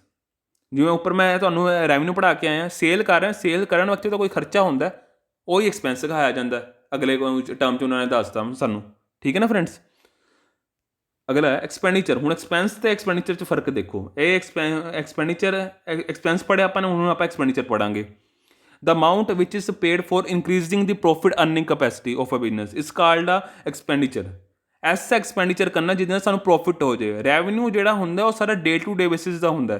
ਠੀਕ ਹੈ, ਡੇ ਟੂ ਡੇ ਬੇਸਿਸ ਹੁੰਦਾ, ਕੋਈ ਸੇਲ ਕੀਤੀ ਹੈ ਤਾਂ ਆਪਾਂ ਰੈਵਨਿਊ ਜਿਹੜਾ ਖਰਚਾ ਹੁੰਦਾ ਉੱਪਰ ਜਿਹੜਾ ਲੱਗਿਆ ਰੈਵਨਿਊ ਕਰਨ ਵਕਤ ਜਿਹੜਾ ਖਰਚਾ ਹੁੰਦਾ ਉਹ ਐਕਸਪੈਂਸ ਹੁੰਦਾ। ਜਿਹੜਾ ਐਕਸਪੈਂਡੀਚਰ ਹੁੰਦਾ ਉਹ ਸਾਨੂੰ ਐਕਚੁਅਲ 'ਚ ਪ੍ਰੋਫਿਟ ਕਰਨ ਲਈ ਹੁੰਦਾ ਆਪਣਾ। ਠੀਕ ਹੈ, ਪ੍ਰੋਫਿਟ ਕਰਨ ਲਈ ਹੁੰਦਾ, ਜਿਸ 'ਚੋਂ ਸਾਡੀ ਸਾਰੀ ਇੰਡਾਇਰੈਕਟ ਕੋਸਟ ਮਾਈਨਸ ਹੋ ਜਾਂਦੀ ਹੈ। ਠੀਕ ਹੈ ਨਾ, ਐਕਸਪੈਂਸਿਸ ਮਾਈਨਸ ਹੋ ਜਾਂਦੇ। ਤਾਂ ਇਹ ਲੌਂਗ ਪੀਰੀਅਡ ਨੇਚਰ ਹੁੰਦਾ, ਇਹ ਹਮੇਸ਼ਾ ਲੌਂਗ ਪੀਰੀਅਡ ਨੇਚਰ ਹੁੰਦਾ ਜਿਹੜਾ ਐਕਸਪੈਂਡੀਚਰ ਹੁੰਦਾ ਇਹ। ਠੀਕ ਹੈ ਨਾ, ਜਿਵੇਂ ਕੈਪੀਟਲ ਐਕਸਪੈਂਡੀਚਰ ਹੋ ਗਿਆ, ਰੈਵਨਿਊ ਐਕਸਪੈਂਡੀਚਰ ਹੋ ਗਿਆ, ਜਿਹੜਾ ਆਪਾਂ ਨੇ ਕੈਪੀਟਲ ਐਕਸਪੈਂਡੀਚਰ ਮਤਲਬ ਜਿਹੜਾ ਲੌਂਗ ਟਰਮ ਲਈ ਕੀਤਾ ਹੋਇਆ ਐਕਸਪੈਂਡੀਚਰ। ਠੀਕ ਹੈ ਨਾ friends, income. That amount which increase the capital of the business is called income. Simple term 'ਚ ਇਨਕਮ ਕਿਹਨੂੰ ਕਵਾਂਗੇ? ਜੋ ਸਾਡੀ ਪੂੰਜੀ ਨੂੰ, ਜਿਹੜਾ ਮੈਨੇ ਪੈਸਾ ਲਾਇਆ ਉਹਦੀ ਮੇਰੀ ਵੈਲਿਊ ਨੂੰ ਵਧਾ ਦੇਵੇ, ਕਿਉਂਕਿ ਪ੍ਰੋਫਿਟਸ ਤਾਂ ਕੈਪੀਟਲ 'ਚ ਜਾ ਕੇ ਇਨਕਲੂਡ ਹੁੰਦੀ ਹੈ। ਕੈਪੀਟਲ ਮਤਲਬ ਮੇਰੀ ਪੂੰਜੀ, ਮੇਰਾ ਪੈਸਾ ਇਨਵੈਸਟ ਕੀਤਾ, ਅਤੇ ਜਦੋਂ ਮੈਂ ਉਹ 'ਚ ਪ੍ਰੋਫਿਟਸ ਆਪਣੇ ਪਾ ਦਿੰਦਾ, ਠੀਕ ਹੈ, ਪ੍ਰੋਫਿਟਸ ਪਾ ਦਿੰਦਾ, ਮੇਰਾ ਬਿਜ਼ਨਸ ਹੋਰ ਵੱਧ ਜਾਂਦਾ, ਮੇਰੀ ਕੈਪੀਟਲ ਵੱਧ ਜਾਂਦੀ, ਇਹਦਾ ਮਤਲਬ ਮੈਂ ਇਨਵੈਸਟਮੈਂਟ ਹੋਰ ਕਰ ਸਕਦਾ। ਠੀਕ ਹੈ, ਜੇ ਕਿਸੇ ਦਾ ਬਿਜ਼ਨਸ ਵੱਡਾ ਹੁੰਦਾ ਉਹ ਇਸੀ ਕਰਕੇ ਹੁੰਦਾ ਕਿ ਜਦੋਂ ਉਹ ਆਪਣਾ ਪ੍ਰੋਫਿਟ ਕੈਪੀਟਲ ਵਿੱਚ ਪਾ ਦਿੰਦਾ ਤਾਂ ਉਹਦਾ ਬਿਜ਼ਨਸ ਹੋਰ ਵੱਧ ਜਾਂਦਾ ਅਤੇ ਉਹ ਹੋਰ ਇਨਵੈਸਟਮੈਂਟ ਕਰਦਾ ਅਤੇ ਆਪਣੀ ਕੰਪਨੀ ਉਹਦੀ ਹੋਰ ਵਧੀਆ ਹੋ ਜਾਂਦੀ ਹੈ, ਹੋਰ ਵੱਡੀ ਹੋ ਜਾਂਦੀ ਹੈ, ਲਾਰਜ ਹੋ ਜਾਂਦੀ ਹੈ। ਠੀਕ ਹੈ ਨਾ, ਉਹਦੀ ਰੈਪੂਟੇਸ਼ਨ ਹੋਰ ਅੱਛੀ ਹੋ ਜਾਂਦੀ ਕਿਉਂਕਿ ਉਹ ਇਨਵੈਸਟਮੈਂਟ ਅੱਛੀਆਂ ਕਰਨ ਲੱਗ ਪੈਂਦਾ। ਕਿਹਦੇ ਆਧਾਰ 'ਤੇ ਕਰਨ ਲੱਗ ਪੈਂਦਾ? ਕਿਉਂਕਿ ਉਹ ਆਪਣਾ ਜਿਹੜਾ ਪ੍ਰੋਫਿਟ ਹੈ ਉਹਦਾ ਜਿਹੜਾ ਅਮਾਊਂਟ ਵਿੱਚ ਐਸੀ ਅਮਾਊਂਟ ਜਿਹਦੇ ਨਾਲ ਉਹਦਾ ਕੈਪੀਟਲ ਇਨਕਰੀਜ਼ ਹੋ ਜਾਂਦੀ ਹੈ, ਉਹੀ ਤਾਂ ਉਹਦੀ ਹੈਲਪਫੁਲ ਹੁੰਦੀ ਹੈ, ਉਹੀ ਤਾਂ ਉਹਨੂੰ ਇਨਕਮ ਕਵਾਂਗੇ ਆਪਾਂ। ਠੀਕ ਹੈ ਨਾ ਫਰੈਂਡਸ, ਉਰੇ ਇਨਕਮ ਕੀ ਹੁੰਦੀ ਹੈ? Revenue minus expenses. ਜਿੰਨੀ ਮੇਰੀ ਰੈਵਨਿਊ ਹੈ ਉੱਚੋਂ ਮੈਂ ਸਾਰੇ ਐਕਸਪੈਂਸਿਸ ਮਾਈਨਸ ਕਰਦਾ ਤਾਂ ਮੇਰੀ ਇਨਕਮ ਆ ਜਾਏਗੀ, ਉਹ ਮੇਰੀ ਕੈਪੀਟਲ 'ਚ ਜਾ ਕੇ ਉਹਨੂੰ ਇਨਕਰੀਜ਼ ਕਰ ਦੇਗੀ, ਕੈਪੀਟਲ ਨੂੰ ਇਨਕਰੀਜ਼ ਕਰ ਦੇਗੀ। ਆਪਣਾ ਉੱਪਰ ਰੈਵਨਿਊ ਪੜ੍ਹਿਆ, ਐਕਸਪੈਂਸਿਸ ਪੜ੍ਹਿਆ, ਇਨਕਮ ਕਿਵੇਂ ਨਿਕਲੇਗੀ? Revenue minus expenses. ਠੀਕ ਹੈ ਫਰੈਂਡਸ, ਅੱਗੇ ਲੋਸ। ਵੈਨ ਐਕਸਪੈਂਸਿਸ ਇਨਕਰਡ ਔਰ ਮੋਰ ਦੈਨ ਰੈਵਨਿਊ। ਜਿੰਨੀ ਮੇਰੀ ਰੈਵਨਿਊ ਕੀਤੀ ਹੈ, ਮੈਂ ਸੇਲ ਕੀਤੀ ਹੈ, ਠੀਕ ਹੈ, ਮੇਰਾ ਜਿੰਨੀ ਉਹਦੀ ਵੈਲਿਊ ਸੀ ਉਹ ਮੇਰਾ ਰੈਵਨਿਊ ਤੋਂ ਜ਼ਿਆਦਾ ਮੇਰੇ ਖਰਚੇ ਜ਼ਿਆਦਾ ਹੋ ਗਏ। ਠੀਕ ਹੈ ਨਾ, ਮੇਰੇ ਖਰਚੇ ਹੋ ਜਾਣਾ ਜ਼ਿਆਦਾ ਹੀ ਮੈਨੂੰ ਲੋਸ ਕਹਾਇਆ ਜਾਏਗਾ। Access of expenses is called ਆ ਲੋਸ। ਇਹ ਮੇਰੇ ਕੈਪੀਟਲ ਨੂੰ ਘਟਾਉਂਦਾ ਹੈ, ਮੇਰੇ ਬਿਜ਼ਨਸ ਨੂੰ ਛੋਟਾ ਕਰਦਾ ਹੈ। ਜੇ ਮੇਰੇ ਵੱਧਦੇ ਜਾਣਗੇ ਲੋਸ ਤਾਂ ਮੇਰੇ ਬਿਜ਼ਨਸ ਨੂੰ ਛੋਟਾ ਕਰ ਦੇਗਾ ਉਹ। ਠੀਕ ਹੈ ਨਾ ਫਰੈਂਡਸ, ਅੱਗੇ ਆ ਗਿਆ ਹੁਣ ਲੋਸ ਦੇਖ ਲਿਆ ਆਪਾਂ ਨੇ, ਇਨਕਮ ਦੇਖ ਲਈ ਆਪਾਂ ਨੇ, ਰੈਵਨਿਊ ਦੇਖ ਲਿਆ। ਹੁਣ ਆਪਾਂ ਦੇਖਾਂਗੇ ਗੇਨ ਕਿਹਨੂੰ ਕਹਿੰਦੇ ਆਪਾਂ। ਗੇਨ ਮਤਲਬ GAIN, gain. It is a monetary receipt has a result of the business transactions. ਠੀਕ ਹੈ, excess of revenue over the expense is called a gain. ਮਤਲਬ ਕਿ ਮੈਨੂੰ ਗੇਨ ਕਿਸ ਤਰ੍ਹਾਂ ਹੋ ਰਿਹਾ? ਇੱਕ ਤਰ੍ਹਾਂ ਦੀ ਮੋਨੀਟਰੀ ਰਿਸਿਪਟ ਹੈ, ਕੋਈ ਬਿਜ਼ਨਸ ਟ੍ਰਾਂਜੈਕਸ਼ਨ ਹੋਈ ਹੈ। ਠੀਕ ਹੈ, ਰੈਵਨਿਊ ਮਤਲਬ ਕਿ ਮੈਂ ਕੋਈ ਸੇਲ ਕੀਤੀ ਤਾਂ ਉੱਚੋਂ ਜਿਹੜੇ ਮੇਰੇ ਐਕਸਪੈਂਸਿਸ ਮਾਈਨਸ ਕਰਕੇ ਜੋ ਅਮਾਊਂਟ ਆਈ ਉਹਨੂੰ ਮੈਂ ਗੇਨ ਕਵਾਂਗਾ। ਠੀਕ ਹੈ, ਗੇਨ ਕਵਾਂਗਾ। ਠੀਕ ਹੈ, ਉਰੇ ਮੈਂ ਉਹਨੂੰ ਉਸ ਚੀਜ਼ ਨੂੰ ਮੈਂ ਗੇਨ ਕਹਿ ਦਾਂਗਾ। ਹਰੇਕ ਜਿਹੜੀ ਬਿਜ਼ਨਸ ਟ੍ਰਾਂਜੈਕਸ਼ਨ ਵਿੱਚ ਮੈਨੂੰ ਗੇਨ ਕਿੰਨਾ ਹੋ ਰਿਹਾ, ਜੇ ਮੈਂ ਉਸ 'ਚ ਐਕਸਪੈਂਸਿਸ ਮਾਈਨਸ ਕਰਦਾ ਮੈਨੂੰ ਪਤਾ ਲੱਗ ਜਾਏਗਾ ਉਸ 'ਚ ਗੇਨ ਕਿੰਨਾ ਹੋ ਰਿਹਾ। ਐਕਚੁਅਲ 'ਚ ਇਨਕਮ ਕਿੰਨੀ ਆ ਰਹੀ ਹੈ ਉਹ ਮੈਨੂੰ ਓਵਰਆਲ ਦੇਖਣਾ ਪਏਗਾ। ਇੰਡਾਇਰੈਕਟ ਐਕਸਪੈਂਸਿਸ ਕਰਕੇ ਮੇਰਾ ਬਿਜ਼ਨਸ ਦਾ ਪੂਰਾ ਟਰਮੋਲੋਜੀ ਦੇਖ ਕੇ ਤਾਂ ਮੈਨੂੰ ਪਤਾ ਲੱਗਦਾ। ਮਗਰ ਜੇ ਮੈਨੂੰ ਹਰੇਕ ਬਿਜ਼ਨਸ ਟ੍ਰਾਂਜੈਕਸ਼ਨ ਬਾਰ-ਬਾਰ ਦੇਖਣਾ ਹੈ ਕਿ ਮੈਨੂੰ ਕਿੰਨਾ ਗੇਨ ਹੋ ਰਿਹਾ ਤਾਂ ਉਹ ਮੈਨੂੰ ਇੱਕ ਤਰ੍ਹਾਂ ਦੀ ਮੋਨੀਟਰੀ ਰਿਸਿਪਟ ਪਤਾ ਲੱਗਦੀ ਹੈ ਕਿ ਹਾਂ ਭਾਈ ਮੇਰੇ ਇੰਨਾ ਰੈਵਨਿਊ, ਮਤਲਬ ਕਿ ਮੇਰੇ ਡੇ ਟੂ ਡੇ ਬੇਸਿਸ ਵਿੱਚ ਜਾਂ ਮੈਂ ਇੰਨੇ ਪਰਚੇਸਿਸ ਕੀਤੇ ਸੀ ਅਤੇ ਮੈਨੂੰ ਇੰਨੀ ਸੇਲ ਕਰਤੀ ਅਤੇ ਇਹਦੇ ਉੱਪਰ ਇੰਨਾ ਖਰਚਾ ਆਉਣ ਤੋਂ ਬਾਅਦ ਜੋ ਮੇਰੇ ਕੋਲ ਬਚਿਆ ਉਹ ਮੇਰਾ ਗੇਨ ਹੈ। ਮਤਲਬ ਕਿ ਜੇ ਮੇਰੀ ਸੇਲ ਵੱਧਦਾ ਖਰਚੇ ਪਰਚੇਸਿਸ ਦੇ ਐਕਸਪੈਂਸਿਸ ਨਾਲੋਂ, ਤਾਂ ਜਿੰਨਾ ਵਿੱਚੋਂ ਮਾਈਨਸ ਕਰਕੇ ਸੇਲ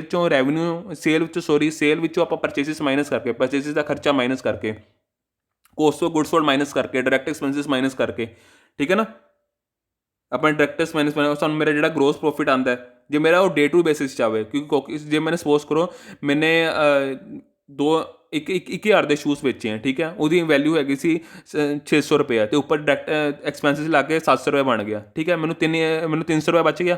300 ਰੁਪਏ ਮੇਰਾ ਉਸ ਟ੍ਰਾਂਜੈਕਸ਼ਨ ਦੇ ਉੱਪਰ ਬਚਿਆ, ਮੈਨੂੰ ਉਸ ਨੂੰ ਕਵਾਂਗੇ ਗੇਨ। ਪਰਟੀਕੂਲਰ ਟ੍ਰਾਂਜੈਕਸ਼ਨ ਦੇ ਉੱਪਰ ਜਿਹੜਾ ਬਚ ਰਿਹਾ ਮੈਨੂੰ ਜਿਹੜੀ ਰਿਸਿਪਟ ਆ ਰਹੀ ਹੈ ਉਹਨੂੰ ਕਵਾਂਗੇ ਗੇਨ। ਠੀਕ ਹੈ ਫਰੈਂਡਸ, ਅਗਲਾ ਕੁਐਸਚਨ ਹੈ, ਅਗਲਾ ਟਰਮ ਹੈ cost. Total of the direct or indirect expenses which are incurred for the production of the goods and services called a cost. Simple ਜੀ ਗੱਲ ਕਹਿ ਰਿਹਾ, ਜਾਂ ਤਾਂ ਇੰਡਾਇਰੈਕਟ ਐਕਸਪੈਂਸਿਸ ਹੋ ਰਿਹਾ, ਜਾਂ ਤਾਂ ਮੇਰਾ ਮਸ਼ੀਨਰੀ ਬਣਾਉ ਆਪਣਾ ਜਿਹੜਾ ਸਿੱਧਾ ਖਰਚਾ ਹੋ ਰਿਹਾ, ਕੋਈ ਇੰਡਾਇਰੈਕਟ ਖਰਚਾ ਵੀ ਹੋ ਰਿਹਾ ਹੁੰਦਾ। ਕਿਉਂਕਿ ਡਾਇਰੈਕਟ ਮਤਲਬ ਕਿ ਜਿਹੜਾ ਸਿੱਧਾ ਲੱਗ ਰਿਹਾ, ਜਿਹਦਾ ਮੋਟਿਵ ਤਾਂ ਮੇਰਾ ਮਸ਼ੀਨਰੀ ਬਣਾਉਣ ਨੂੰ ਹੈ। ਮਸ਼ੀਨਰੀ ਬਣਾਉਣ ਵਕਤ ਕੋਈ ਚਾਹ ਦਾ ਖਰਚਾ, ਕੋਈ ਐਸੀ ਚੀਜ਼ ਦਾ ਖਰਚਾ ਜੋ ਉਹਦਾ ਸਿੱਧਾ ਰਿਲੇਸ਼ਨ ਨਹੀਂ ਹੈ, ਉਹਦੀ ਮੈਂ ਇੰਸ਼ੋਰੈਂਸ ਕਰਾਤੀ, ਉਹਦਾ ਖਰਚਾ। ਠੀਕ ਹੈ, ਮੇਰਾ ਜਿਹੜਾ ਉਹਦਾ ਇੰਡਾਇਰੈਕਟ ਲੇਬਰ ਵੀ ਹੋ ਜਾਂਦੀ ਹੈ, ਕਈ ਸਿੱਧੀ ਲੇਬਰ ਹੁੰਦੀ ਹੈ, ਠੀਕ ਹੈ, ਉਹਦਾ ਖਰਚਾ। ਜਿਹੜਾ ਡਾਇਰੈਕਟ ਹੋਏਗਾ ਕੀ ਹੋਏਗਾ ਇਹਦੇ ਵਿੱਚ, ਜਿਹੜੀ ਮੇਰੀ ਡਾਇਰੈਕਟ ਲੇਬਰ ਲੱਗ ਰਹੀ ਹੈ ਉਹ ਹੋ ਜਾਏਗੀ। ਡਾਇਰੈਕਟ ਜਿਹੜੀ ਮੈਂ ਵੇਜਿਸ ਦੇ ਰਹੀ ਹਾਂ, ਇਲੈਕਟ੍ਰੀਸਿਟੀ ਆ ਗਈ, ਠੀਕ ਹੈ, ਇਸ ਵਿੱਚ ਤੇਲ ਵਗੈਰਾ ਆ ਗਿਆ, ਸਭ ਕੁਛ ਮਿਲਾ ਕੇ ਉਹ ਹੋਏਗਾ ਡਾਇਰੈਕਟ। ਇੰਡਾਇਰੈਕਟ ਹੋਏਗਾ ਜੋ ਇਹਦਾ ਉਲਟ ਹੋਏਗਾ, ਮਤਲਬ ਕਿ ਜੋ ਇਹਦਾ ਜਿਹਦੇ ਨਾਲ ਉਹਦਾ ਸਿੱਧਾ ਰਿਲੇਸ਼ਨ ਨਹੀਂ ਹੋਏਗਾ, ਉਹ ਇੰਡਾਇਰੈਕਟ ਐਕਸਪੈਂਸਿਸ ਹੋਣਗੇ। ਤਾਂ ਟੋਟਲ ਆਫ ਜਿੰਨੀਆਂ ਵੀ ਮੇਰੀਆਂ ਡਾਇਰੈਕਟ ਔਰ ਇੰਡਾਇਰੈਕਟ ਐਕਸਪੈਂਸਿਸ ਹੈ ਉਹ ਇਨਕਰਡ ਹੋਈਆਂ ਪ੍ਰੋਡਕਸ਼ਨ ਕਰਨ ਵਿੱਚ of the goods and sold ਵਿੱਚ, ਉਹਨੂੰ ਕਵਾਂਗੇ cost. Like the cost of raw material, cost of labour, cost of other services use to make the article is called the total cost. ਠੀਕ ਹੈ, ਇਹਨੂੰ ਟੋਟਲ ਕੋਸਟ ਕਹਾਇਆ ਜਾਏਗਾ। ਇੱਕ ਤਰ੍ਹਾਂ ਨਾਲ ਟੋਟਲ ਕੋਸਟ ਬਣਾਈ ਜਾਏਗੀ ਕਿ ਮੇਰਾ ਰੋ ਮਟੀਰੀਅਲ ਦਾ ਇੰਨਾ ਸੀ, ਲੇਬਰ ਦਾ ਖਰਚਾ ਇੰਨਾ ਸੀ, ਅਦਰ ਸਰਵਿਸ ਦਾ ਖਰਚਾ, ਮੇਰੀ ਟੋਟਲ ਕੋਸਟ ਕਿੰਨੀ ਬੈਠੀ। ਠੀਕ ਹੈ, ਉੱਥੋਂ ਸਾਨੂੰ ਜਦੋਂ ਆਪਾਂ ਜਿੰਨਾ ਸਾਨੂੰ ਸੇਲ ਹੋਈ ਹੁੰਦੀ ਹੈ, ਜੇ ਆਪਾਂ ਟਰੇਡਿੰਗ ਅਕਾਊਂਟ ਦਾ ਕੱਢੀਏ, ਸੇਲ 'ਚੋਂ ਆਪਾਂ cost of goods sold minus ਕਰਦੇ ਹਾਂ। ਕੋਸਟ ਆਫ ਗੁੱਡਸ ਸੋਲਡ 'ਚ ਕੀ ਹੁੰਦਾ? Opening plus purchasing plus direct expenses minus closing stock, ਤਾਂ ਉੱਚੋਂ ਸਾਨੂੰ ਗਰੋਸ ਪ੍ਰੋਫਿਟ ਪਤਾ ਲੱਗਦਾ। ਔਰ ਉਹ ਹੀ ਕਹਿਣਾ ਚਾਹ ਰਿਹਾ ਕਿ ਮੇਰੀ ਐਕਚੁਅਲ 'ਚ ਕੋਸਟ ਆਫ ਗੁੱਡਸ ਸੋਲਡ ਦੀ ਕੋਸਟ ਕਿੰਨੀ ਬਣੀ। ਠੀਕ ਹੈ ਨਾ, ਅਗਲਾ ਹੈ discount. Concession or rebate allowed ਕਰਤੀ ਬਿਜ਼ਨਸਮੈਨ ਨੇ। Its businessman to its customer is called a discount. It may be दो टाइप की हो सकती है। मैंने किसी ਨੂੰ डिस्काउंट दे ਦਿੱਤਾ, ਮੈਨੂੰ ਆਪਣੇ ਬਿਜ਼ਨਸ ਨੂੰ ਵਧਾਉਣ ਲਈ ਜਾਂ ਬਿਜ਼ਨਸ ਦੀ ਸੇਲ ਵਧਾਉਣ ਲਈ ਮੈंने ਕਿਸੇ ਨੂੰ डिस्काउंट ਦੇ ਦਿੱਤਾ, ਕੋਈ ਵੀ ਮੋਟਿਵ ਹੈ, ਬਸ मैंने डिस्काउंट ਦੇ ਦਿੱਤਾ मैंने ਆਪਣੇ ਵੱਲੋਂ, ਠੀਕ ਹੈ। ਮੇਰੇ ਵੱਲੋਂ ਇਹ ਖਰਚਾ ਇੱਕ ਤਰ੍ਹਾਂ ਨਾਲ मैंने हैज़ अ मोटिव ये ਦਿੱਤਾ कि चलो मेरी सेल वज मैं फिलहाल बिजनेस के हिसाब से खर्चा ही है।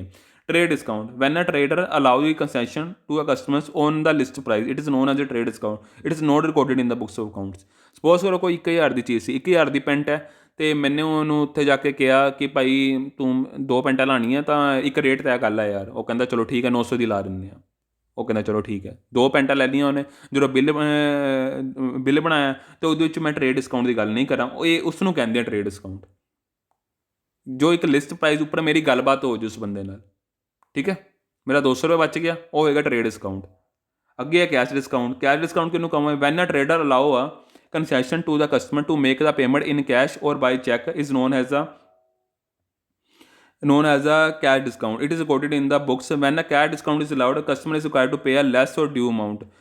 Pay the less or due amount. So it encourages the customer to pay as early as possible. मतलब मैंने वैल्यू तो कहती दो, मैं ऊपर मैं ट्रेड डिस्काउंट की गल कर रहा सी। ट्रेड डिस्काउंट मतलब कि मैनू एक ट्रेड डिस्काउंट मिल गया, ठीक है।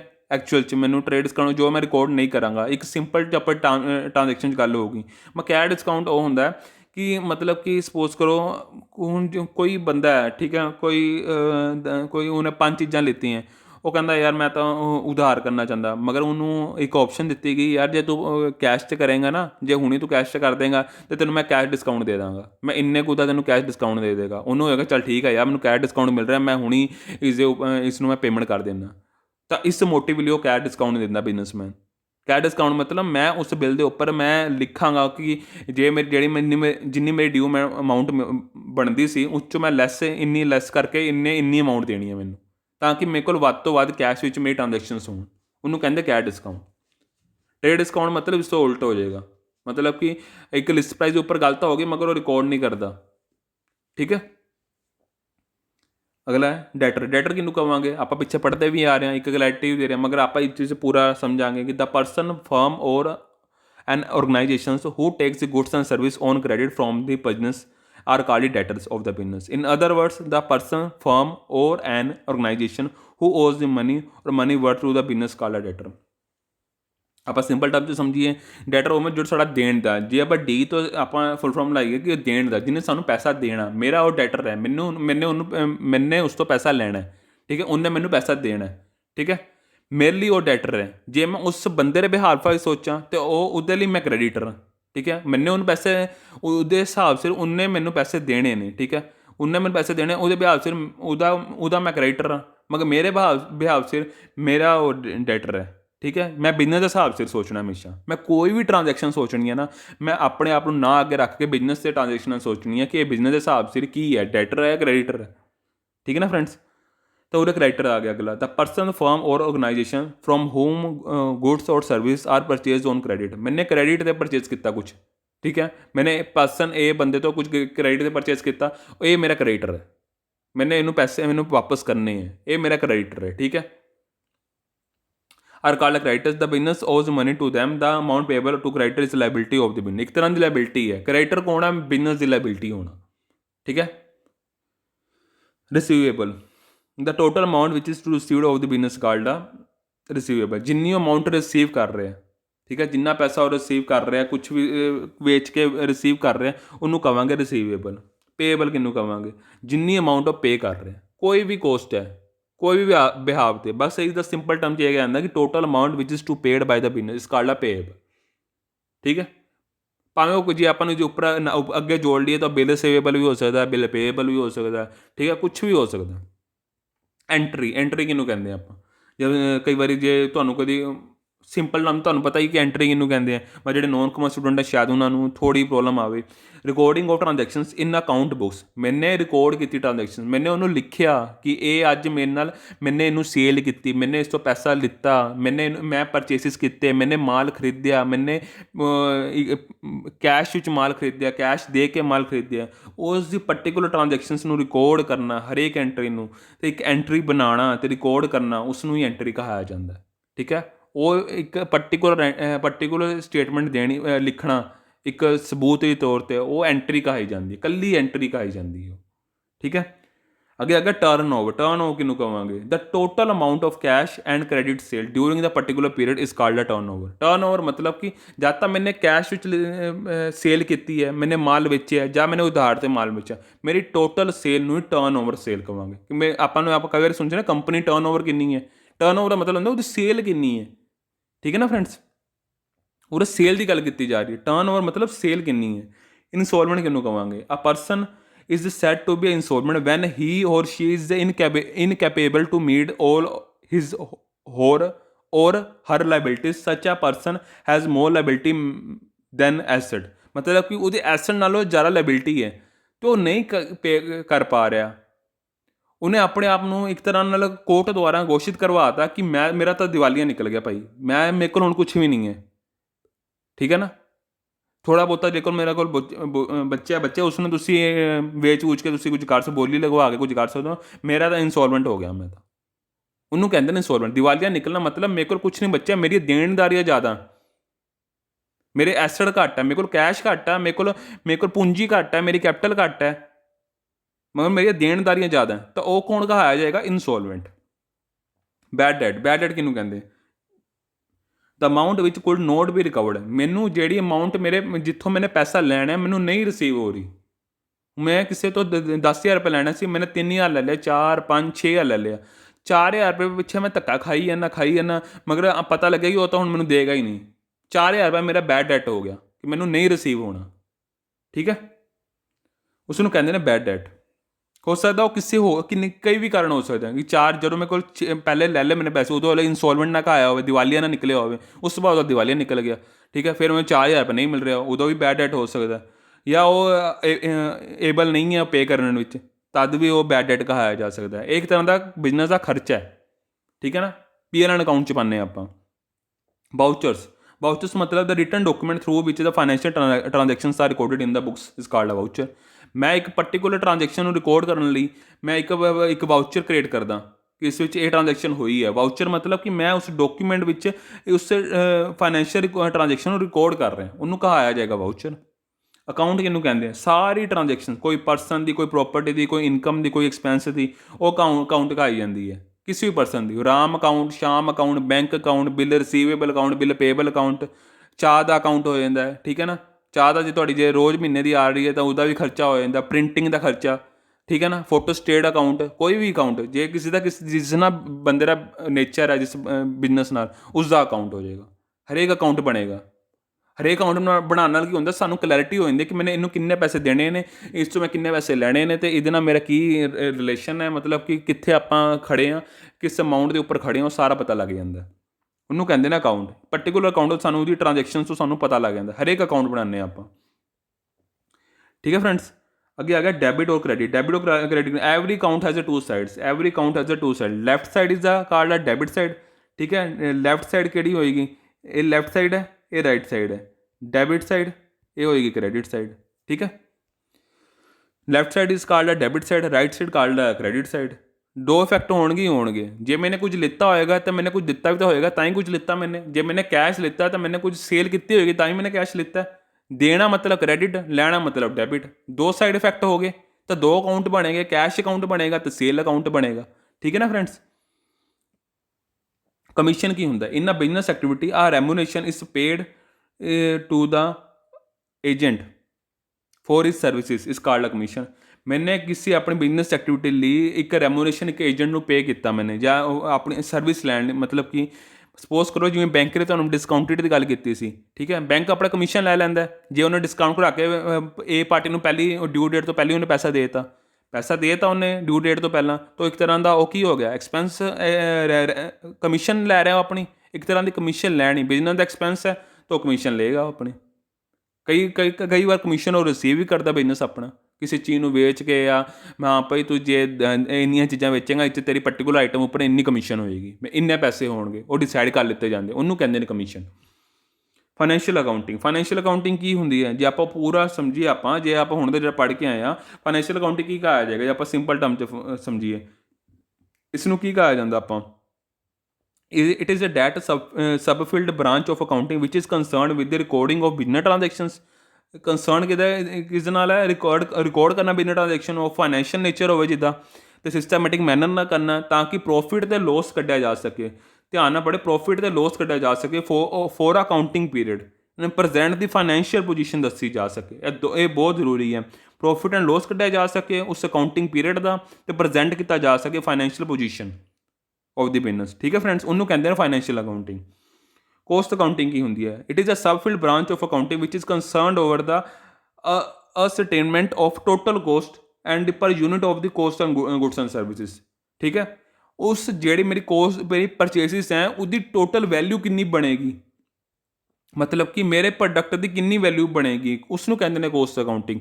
ਜਿਵੇਂ ਮੈਂ ਕੋਈ ਟੋਏ ਬਣਾ ਰਿਹਾ ਤਾਂ ਮੇਰੇ ਉਹਦੇ ਉੱਪਰ ਇੱਕ ਟੋਏ ਬਣਾਉਣ ਉੱਪਰ ਕਿੰਨਾ ਖਰਚਾ ਆਏਗਾ, ਅਤੇ ਜੇ ਉਹਨੂੰ ਮੈਂ ਟੋਟਲ ਕਰਕੇ ਜੇ ਕੁਇੰਟਲ ਦਾ ਖਰਚਾ ਪੈ ਰਿਹਾ ਜਿੰਨਾ, ਉਸ 'ਚੋਂ ਜੇ ਮੈਂ ਐਕਸਪੈਂਸਿਸ ਮਾਈਨਸ ਕਰਕੇ ਪਲੱਸ ਕਰਕੇ ਜਿਵੇਂ ਸਪੋਜ਼ ਕਰੋ ਇੱਕ ਟੋਏ ਦਾ ਖਰਚਾ ਪਤਾ ਲੱਗ ਗਿਆ ਕਿ ਇੱਕ ਟੋਏ ਨੂੰ ਬਣਾਉਣ ਦਾ 15 ਰੁਪਏ ਖਰਚਾ ਹੈ, ਅਤੇ ਜੇ ਮੈਂ 10 ਬਣਾਵਾਂਗਾ 150 ਰੁਪਏ ਖਰਚਾ ਹੈ।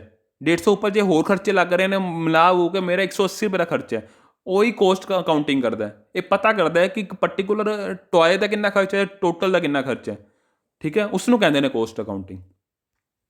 ਮੈਨੇਜਮੈਂਟ ਅਕਾਊਂਟਿੰਗ ਕੀ ਹੁੰਦਾ? It is a subfield branch of accounting which is concerned with the presenting the accounting information in such a manner that help the management in planning and controlling the operations of the business and in better decision making। ਉਹ better decision making 'ਚ helpful ਹੁੰਦਾ। Management ਮਤਲਬ ਕਿ present ਕਰਦਾ ਇੱਕ ਅੱਛੇ ਵੇ ਨਾਲ, ਮਤਲਬ ਕਿ ਇੱਕ ਇਨੋਵੇਟਿਵ ਵੇ ਨਾਲ, ਜਾਂ ਇੱਕ ਮਤਲਬ ਕਿ ਜਿਸ ਤਰ੍ਹਾਂ ਦਾ ਉਹਦਾ ਬਿਜ਼ਨਸ ਦਾ ਨੇਚਰ ਹੈ ਉਸ ਹਿਸਾਬ ਸਿਰ ਉਹ ਅਕਾਊਂਟਿੰਗ ਇਨਫੋਰਮੇਸ਼ਨ ਪ੍ਰੋਵਾਈਡ ਕਰਾਉਂਦਾ, ਤਾਂ ਕਿ ਜਿਹੜੇ ਮੈਨੇਜਮੈਂਟ ਹੈ ਜਿਹੜੀ ਪਲੈਨਿੰਗ ਕੰਟਰੋਲਿੰਗ ਕਰ ਰਹੀ ਹੈ ਉਹ ਆਪਣੇ ਡਿਸੀਜ਼ਨ ਆਪਣੇ ਅੱਛੇ ਤਰੀਕੇ ਨਾਲ ਲੈ ਸਕੇ। ਮੈਨੇਜਮੈਂਟ ਕਰਨਾ ਅਕਾਊਂਟਿੰਗ ਨੂੰ, ਠੀਕ ਹੈ ਨਾ। ਕੋਈ ਚੀਜ਼ ਉੱਪਰ ਡਿਸੀਜ਼ਨ ਹੋ ਰਿਹਾ ਤਾਂ ਉਸ ਵੇਲੇ ਪਤਾ ਲੱਗ ਸਕੇ ਕਿ ਇਹਦਾ ਯਾਰ ਕਿੰਨਾ ਖਰਚਾ ਪੈ ਰਿਹਾ ਸੀ, ਯਾਰ ਦਿਖਾਓ ਮੈਨੂੰ ਸਟੇਟਮੈਂਟਸ ਦਿਖਾਓ, ਮੈਨੂੰ ਪਤਾ ਲੱਗੇ ਸਾਨੂੰ ਕਿ ਇਹਦੇ ਉੱਪਰ ਪਿਛਲੇ ਸਾਲ ਕਿੰਨਾ ਖਰਚਾ ਪਿਆ ਸੀ। ਉਹ ਸਾਰਾ ਮੈਨੇਜਮੈਂਟ ਕਰਨੀ, ਠੀਕ ਹੈ, ਉਹਨੂੰ ਕਹਿੰਦੇ ਆ ਮੈਨੇਜਮੈਂਟ ਅਕਾਊਂਟਿੰਗ। ਰਿਸਿਪਟਸ ਕੀ ਹੁੰਦੀ ਆ? ਆ written acknowledgement of having received or taken into the one possession a specified amount of money, goods, etc. receipts, the amount or quantity received। ਜੋ ਮੈਂ ਕੋਈ ਵੀ ਜੇ ਅਮਾਊਂਟ ਰਿਸੀਵਡ ਕਰ ਰਿਹਾ ਉਹਦੀ ਜਿਹੜੀ ਕਿ ਰਿਸਿਪਟ ਲੈ ਰਿਹਾ ਉਹਦੀ ਉੱਪਰ ਵੈਲਿਊ ਪੈ ਰਹੀ ਹੈ। ਦ ਐਕਟ ਆਫ ਅਚੀਵਿੰਗ ਔਰ ਦੀ state of being received is classified as, ਦੋ ਤਰ੍ਹਾਂ ਨਾਲ ਹੋ ਸਕਦੀ ਹੈ। ਕੁਛ ਵੀ ਰਿਸੀਵ ਕਰ ਰਹੇ ਹਾਂ ਆਪਾਂ। ਰੈਵਨਿਊ ਰਿਸਿਪਟਸ ਕੀ ਹੁੰਦੀ ਆ? Those receive which are occurred by normal operation, ਜਿਹੜੇ ਨੋਰਮਲ ਆਪਰੇਸ਼ਨ ਵਿੱਚ ਸਾਨੂੰ ਕੁਛ ਰਿਸੀਵ ਹੋ ਰਿਹਾ, ਠੀਕ। ਕੋਈ ਚੀਜ਼ ਸੇਲ ਕੀਤੀ ਆਪਾਂ ਨੇ, ਠੀਕ ਹੈ, ਉਹਦੇ ਉੱਪਰ ਕੈਸ਼ ਰਿਸੀਵ ਹੋ ਰਿਹਾ, ਉਹ ਰਿਸਿਪਟ ਹੈ ਸਾਡੀ, ਠੀਕ। ਉਹ ਹੁੰਦੀ ਹੈ ਰੈਵਨਿਊ ਨੇਚਰ, ਕਿਉਂਕਿ ਆਪਾਂ ਸੇਲ ਤਾਂ ਕਰਦੇ ਹੀ ਰਹਿੰਦੇ ਹਾਂ, ਆਪਾਂ day to day basis sale ਕਰਦੇ ਹੀ ਕਰਦੇ ਹਾਂ। ਕੈਪੀਟਲ ਰਿਸਿਪਟ ਕੀ ਹੋਏਗੀ? Capital receipt are those receipts which are occurred by other than business operation like the money received or sale fix asset. ਕੋਈ ਫਰਨੀਚਰ ਵੇਚ ਕੇ ਕੋਈ ਪੈਸਾ ਕਮਾਇਆ, ਠੀਕ ਹੈ, ਪਲਾਂਟ ਐਂਡ ਮਸ਼ੀਨਰੀ ਵੇਚ ਕੇ, ਕੋਈ ਜ਼ਮੀਨ ਜਾਇਦਾਦ ਵੇਚ ਕੇ ਬਿਜ਼ਨਸ ਦੀ, ਉਹ ਵੇਚ ਕੇ ਪੈਸਾ ਕਮਾਇਆ, ਠੀਕ ਹੈ, ਮਤਲਬ ਉਹਨੂੰ ਵੇਚ ਕੇ ਮੈਨੇ ਪੈਸੇ ਰਿਸੀਵ ਕੀਤੇ ਹੈ, ਉਹ ਕਹਾਈ ਜਾਂਦੀ ਹੈ ਕੈਪੀਟਲ ਰਿਸਿਪਟ। ਲੌਂਗ ਟਰਮ ਜਿਹੜੀ ਫਿਕਸਡ ਬੇਸਡ ਹੈ, ਸ਼ੋਰਟ ਟਰਮ ਮਤਲਬ ਜਿਹੜਾ ਡੇ ਟੂ ਡੇ ਬੇਸਿਸ ਜਾਂ ਇੱਕ ਨੋਰਮਲ ਆਪਰੇਸ਼ਨ ਜਿਹੜਾ ਚੱਲ ਰਿਹਾ ਹੁੰਦਾ। Expenses cost incurred by a business for earning revenue. ਐਸਾ ਕੋਈ ਕੋਸਟ ਇਨਕਰਡ ਕਰਨਾ, ਐਕਸਪੈਂਸਿਸ ਧਿਆਨ ਰੱਖਿਓ, ਕੋਸਟ ਇਨਕਰਡ ਕਰਨਾ ਜਿਹਦੇ ਨਾਲ ਮੈਨੂੰ ਰੈਵਨਿਊ ਅਰਨ ਹੋ ਜਾਵੇ, ਠੀਕ ਹੈ, ਉਹ ਕਹਾਈ ਜਾਂਦਾ ਐਕਸਪੈਂਸ। ਕਿਹੜਾ? ਰੈਂਟ, ਵੇਜਿਸ, ਸੈਲਰੀਜ਼, ਇੰਟਰਸਟ, ਠੀਕ ਹੈ ਫਰੈਂਡਸ। ਅਤੇ ਐਕਸਪੈਂਡੀਚਰ ਕੀ ਕਹਾਇਆ ਜਾਂਦਾ ਹੈ? ਐਕਸਪੈਂਸ ਦਾ ਪਤਾ ਲੱਗ ਗਿਆ ਸਾਨੂੰ, earning revenue known as expense. Expenditure spending money or incurring a liability for ਐਕਵਾਇਰਿੰਗ ਦੀ ਐਸਟ ਔਰ ਗੁਡਸ ਐਂਡ ਸਰਵਿਸਿਜ਼। ਮੈਨੇ ਐਸਟ ਖਰੀਦਣੇ ਨੇ, ਗੁਡਸ ਖਰੀਦਣੇ ਨੇ, ਸਰਵਿਸ ਲੈਣੀ ਹੈ, ਉਹਦੇ ਲਈ ਜਿਹੜਾ ਮੈਂ ਐਕਸਪੈਂਡੀਚਰ ਕਰਦਾ ਉਸ ਨੂੰ ਕਹਿੰਦੇ ਨੇ ਐਕਸਪੈਂਡੀਚਰ, ਠੀਕ ਹੈ ਨਾ ਫਰੈਂਡਸ। ਫਰਕ ਹੈ ਨਾ ਦੋਨਾਂ 'ਚ। ਇਹ ਰੈਵਨਿਊ ਨੂੰ ਅਰਨ ਕਰਨ ਲਈ ਹੁੰਦਾ, ਵੇਜਿਸ ਸੈਲਰੀਜ਼ ਪੇ ਕਰਦੇ ਹਾਂ। ਉਰੇ ਮੈਂ ਐਸਟ ਗੁਡਸ ਐਂਡ ਸਰਵਿਸ ਦੀ ਗੱਲ ਕਰ ਰਿਹਾ। ਇਹ ਕਿੰਨਾ ਤਰ੍ਹਾਂ ਦਾ ਹੋ ਸਕਦਾ ਹੈ? ਦੋ ਤਰ੍ਹਾਂ ਨਾਲ, ਰੈਵਨਿਊ ਐਕਸਪੈਂਡੀਚਰ ਅਤੇ ਕੈਪੀਟਲ ਐਕਸਪੈਂਡੀਚਰ। ਰੈਵਨਿਊ ਮਤਲਬ ਕਿ ਡੇ ਟੂ ਡੇ ਬੇਸਿਸ ਵਿੱਚ ਰੈਂਟ ਪੇ ਕਰਤਾ, ਇੰਟਰਸਟ ਪੇ ਕਰਤਾ, ਠੀਕ ਹੈ। ਗੁਡਸ ਐਂਡ ਸਰਵਿਸ ਉੱਪਰ ਮੈਂ ਕੋਈ ਰੈਂਟ ਪੇ ਕਰ ਰਿਹਾ, ਗੁਡਸ ਜਿੱਥੇ ਰੱਖ ਰਿਹਾ ਮੈਂ ਉੱਥੇ ਮੈਂ ਕੋਈ ਰੈਂਟ ਪੇ ਕਰ ਰਿਹਾ ਉਸ ਗੁਡਸ ਲਈ, ਜਿਹੜਾ ਮਾਲ ਮੈਨੇ ਰੱਖਿਆ ਜਿੱਥੇ ਗੋਦਾਮ ਵਿੱਚ, ਠੀਕ ਹੈ। ਕੋਈ ਸਰਵਿਸ ਲਿੱਤੀ ਹੈ ਉਹਦੇ ਉੱਪਰ ਮੈਂ ਕੋਈ ਪੇ ਕਰ ਰਿਹਾ ਕੁਛ, ਠੀਕ ਹੈ ਨਾ। ਕੈਪੀਟਲ ਐਕਸਪੈਂਡੀਚਰ ਜਿਹੜਾ ਮੈਨੇ ਲੌਂਗ ਟਰਮ ਲਈ ਮੋਰ ਦੈਨ 1 ਈਅਰ ਲਈ ਕੈਪੀਟਲ ਐਕਸਪੈਂਡੀਚਰ ਕੀਤਾ, ਪਰਚੇਸ ਆਫ ਮਸ਼ੀਨਰੀ, ਠੀਕ ਹੈ। ਅਤੇ ਰੈਵਨਿਊ ਰਿਸਿਪਟਸ ਕੀ ਸੀ? ਜੇ ਮੈਂ ਕੋਈ ਸੇਲ ਕੀਤੀ ਸੀ। ਕੈਪੀਟਲ ਰਿਸਿਪਟ ਮਤਲਬ ਜੇ ਮੈਂ ਕੋਈ ਸੇਲ ਕਰਕੇ ਮੈਨੇ ਪੈਸਾ ਕਮਾਇਆ ਫਿਕਸ ਐਸਟ ਦਾ, ਉਹ ਹੋ ਗਈ ਸੇਲ। ਉਰੇ ਕੀ ਹੈ? ਕੈਪੀਟਲ ਐਕਸਪੈਂਡੀਚਰ ਹੈ। ਐਕਸਪੈਂਡੀਚਰ ਮਤਲਬ ਜਿਹੜਾ ਮੈਨੇ ਲੌਂਗ ਟਰਮ ਲਈ ਖਰਚਾ ਕੀਤਾ, ਪਰਚੇਸ ਆਫ ਮਸ਼ੀਨਰੀ। ਤੀਜਾ ਹੈਗਾ deferred revenue expenditure. They are certain expenditure which are revenue in the nature but benefit which derived over the number of years, मतलब कि एक तरह का मैंने एग्जाम्पल है कि हू विच एक्सपेंडिचर किया मैंने कोई ਜਿਹੜਾ ਹੁਣ ਤਾਂ ਖਰਚਾ ਹੈ ਮਗਰ ਆਉਣ ਵਾਲੇ ਟਾਈਮ 'ਚ ਮੈਨੂੰ ਤਾਂ ਪ੍ਰੋਫਿਟ ਹੋਏਗਾ। ਕੋਈ ਐਡਵਰਟਾਈਜ਼ਮੈਂਟ ਕਰਨੀ ਕਿਸੇ ਪਰਟੀਕੂਲਰ ਪ੍ਰੋਡਕਟ ਦੀ, ਕੋਈ ਜ਼ਿਆਦਾ ਇਨਵੈਸਟਮੈਂਟ ਕਰਨੀ ਇੱਕ ਪਰਟੀਕੂਲਰ ਪ੍ਰੋਡਕਟ ਉੱਪਰ, ਤਾਂ ਕਿ ਆਉਣ ਵਾਲੇ ਟਾਈਮ 'ਚ ਇਹਦਾ ਮੈਨੂੰ ਅਰਨਿੰਗ ਅੱਛੀ ਹੋ ਜਾਏ, ਉਹਨੂੰ ਕਹਿੰਦੇ ਨੇ ਡੈਫਰਡ ਰੈਵਨਿਊ ਐਕਸਪੈਂਡੀਚਰ। ਠੀਕ ਹੈ friends. Bill receivable is an accounting term of bill exchange. ਜਿਹੜਾ ਬਿੱਲ ਐਕਸਚੇਂਜ ਪੜ੍ਹਾਇਆ ਸੀ ਤੁਹਾਨੂੰ ਮੈਂ ਪਿਛਲੇ 2 ਲੈਕਚਰਾਂ ਪਹਿਲੇ, ਤਾਂ ਉਸ ਨੂੰ ਹੀ ਕਹਿ ਰਿਹਾ ਹੈ ਕਿ ਬਿੱਲ ਰਿਸੀਵੇਬਲ ਇੱਕ ਤਰ੍ਹਾਂ ਦਾ ਟਰਮ ਹੈ ਜਿਸ ਦਾ ਨਾਮ ਕਿਹਾ ਜਾਂਦਾ bill exchange. A bill exchange the bill receivable of seller at a time of credit sale. ਮਤਲਬ ਕਿ ਜਿਹੜਾ ਸੈਲਰ ਹੈ, ਜਿਹੜਾ ਵੇਚ ਰਹੇ ਆ ਨਾ, ਉਹ ਮਾਲ ਵੇਚ ਰਹੇ ਆ, ਉਹ ਕ੍ਰੈਡਿਟ 'ਤੇ ਵੇਚ ਰਿਹਾ। 2-3 ਮਹੀਨੇ ਦਾ ਟਰਮ ਹੈ। ਜਦ ਉਹ ਬਿੱਲ ਬਣਾ ਕੇ ਭੇਜੇਗਾ ਉਸ ਕੋਲ ਕੀ ਨਾਮ ਹੈ ਦੂਜੀ ਪਾਰਟੀ ਕੋਲ ਜਿਸ ਨੂੰ ਉਹਨੇ ਮਾਲ ਵੇਚਿਆ, ਤਾਂ ਉਸਦੇ ਸਾਈਨ ਲਏਗਾ, ਸਾਈਨ ਕਰਕੇ ਉਸ ਕੋਲ ਵਾਪਸ ਆਏਗਾ, ਉਹ ਬਿੱਲ ਰਿਸੀਵੇਬਲ ਕਾ ਆ ਜਾਏਗਾ, ਸੈਲਰ ਦਾ ਹੋਏਗਾ। ਉਹ ਸੈਲਰ ਲਈ ਉਹਦੇ ਲਈ ਬਿੱਲ ਰਿਸੀਵੇਬਲ ਹੈ ਕਿਉਂਕਿ ਉਹਨੇ ਮਾਲ ਵੇਚਿਆ। ਬਿੱਲ ਪੇਬਲ ਆਪਾਂ ਅੱਗੇ ਪੜਾਂਗੇ ਹੁਣ, ਠੀਕ ਹੈ। ਉਸ ਨੂੰ ਕਿਹਾ ਜਾਂਦਾ ਬਿੱਲ ਰਿਸੀਵੇਬਲ। ਸੈਲਰ ਦਾ ਬਿੱਲ ਰਿਸੀਵੇਬਲ ਹੈ, ਉਹਦੇ ਲਈ ਬਿੱਲ ਰਿਸੀਵੇਬਲ ਹੈ ਕਿਉਂਕਿ ਉਸ ਨੂੰ ਪੈਸਾ ਆਉਣਾ ਹੈ, ਇੱਕ ਤਰ੍ਹਾਂ ਦਾ ਐਸਡ ਹੈ, ਕਰੰਟ ਐਸਡ ਹੈ। ਠੀਕ ਹੈ ਨਾ। ਅਤੇ ਇਹਨੂੰ ਕਿਸ ਵਿੱਚ ਕਹਾਇਆ ਜਾਂਦਾ ਹੈ? ਇਹ ਪਰਸਨਲ ਅਕਾਊਂਟ ਹੈ। ਠੀਕ ਹੈ। ਬਿੱਲ ਪੇਬਲ ਕੀ ਹੈ? Bill payable is also an accounting term of bill exchange. A bill exchange is a bill payable for the purchase at a time of credit purchases. ਮੈਨੇ ਕੋਈ ਪਰਚੇਜ਼ ਕਰ ਰਿਹਾ, ਠੀਕ ਹੈ, ਅਤੇ ਪਰਚੇਜ਼ ਕਰ ਰਿਹਾ ਅਤੇ ਮੈਨੂੰ ਉਸ ਵੱਲੋਂ ਬਿੱਲ ਆਇਆ, ਮੇਰੇ ਲਈ ਉਹ ਬਿੱਲ ਪੇਬਲ ਹੈ, ਮੈਨੂੰ ਉਹ ਪੇ ਕਰਨਾ ਬਿੱਲ। ਠੀਕ ਹੈ, ਬਿੱਲ ਪੇਬਲ ਹੈ। ਮੈਂ ਸਾਈਨ ਕਰਕੇ ਜਿਹੜਾ ਭੇਜਾਂਗਾ ਉਹ ਬਿੱਲ ਪੇਬਲ ਹੋਏਗਾ ਮੇਰੇ ਵੱਲੋਂ। ਠੀਕ ਹੈ। ਉਹਦੇ ਵੱਲੋਂ ਜਿਸ ਨੇ ਰਿਸੀਵ ਕਰਨਾ, ਜਿਸ ਨੂੰ ਪੈਸਾ ਆਉਣਾ, ਉਹ ਹੋਏਗਾ ਬਿੱਲ ਰਿਸੀਵੇਬਲ। ਜੇ ਮੈਂ ਪੇ ਕੋਈ ਕਰ ਰਿਹਾ ਤਾਂ ਉਹ ਬਿੱਲ ਪੇਬਲ ਹੈ। ਜੇ ਏ ਤਾਂ ਬੀ ਪਾਰਟੀ ਹੈ, ਏ ਜੇ ਸੈਲਰ ਹੈ, ਬੀ ਪਰਚੇਜ਼ਰ ਹੈ, ਜਿਹੜਾ ਬੀ ਲਈ ਉਹ ਬਿੱਲ ਪੇਬਲ ਹੋ ਜਾਏਗਾ, ਏ ਲਈ ਬਿੱਲ ਰਿਸੀਵੇਬਲ ਹੋ ਜਾਏਗਾ। ਠੀਕ ਹੈ ਫਰੈਂਡਸ। ਆਪਾਂ ਹੁਣ MCQs ਦੇਖਾਂਗੇ। ਪਹਿਲਾ MCQs ਹੈ, ਅਕਾਊਂਟਿੰਗ ਪ੍ਰੋਵਾਈਡਡ ਇਨਫੋਰਮੇਸ਼ਨ ਆਪਾਂ ਨੂੰ ਕੀ ਪ੍ਰੋਵਾਈਡ ਕਰਦਾ ਹੈ? ਜਲਦੀ ਦੱਸੋ। Cost and income of managers, company tax liability for particular year, financial condition of the institution, all of the above.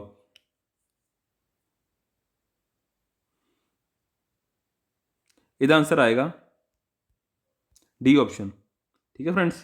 ਸਾਰਾ ਕੁਝ ਪ੍ਰੋਵਾਈਡ ਕਰਦਾ, ਫਾਈਨੈਂਸ਼ੀਅਲ ਕੰਡੀਸ਼ਨ ਵੀ ਪ੍ਰੋਵਾਈਡ ਕਰਦਾ of the institution the, company tax ਬਾਰੇ ਵੀ ਦੱਸਦਾ ਕਿ ਕਿੰਨੀ ਲਾਇਬਿਲਿਟੀ ਬਣੇਗੀ, cost and income the cost income ਬਾਰੇ ਵੀ ਦੱਸਦਾ।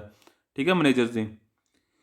The long-term asset have the no physical existence but are rights that have a value is known as। ਜਿਹਦੀ physical existence ਨਹੀਂ ਹੈ ਬਟ ਉਹਦੀ ਵੈਲਿਊ ਹੈ, ਉਹਦੇ ਰਾਈਟਸ ਹੈ, ਉਹਦੀ ਵੈਲਿਊ ਦੇ ਮਤਲਬ ਉਸਕੋ ਵੈਲਿਊ ਹੈ, ਤਾਂ ਕਿਹੜਾ ਹੋਏਗਾ? ਕਰੰਟ ਐਸਟ ਹੋਏਗਾ, ਫਿਕਸ ਐਸਟ ਹੋਏਗਾ, ਇੰਟੈਂਜੀਬਲ ਐਸਟ ਹੋਏਗਾ, ਇਨਵੈਸਟਮੈਂਟ ਹੋਏਗਾ? ਇਹ ਹੋਏਗਾ ਇੰਟੈਂਜੀਬਲ ਐਸਟ। ਠੀਕ ਹੈ ਫਰੈਂਡਸ। ਅਗਲਾ ਕੁਐਸਚਨ ਹੈ, the asset that can be converted into cash within a short period that is a 1 year or less are known has.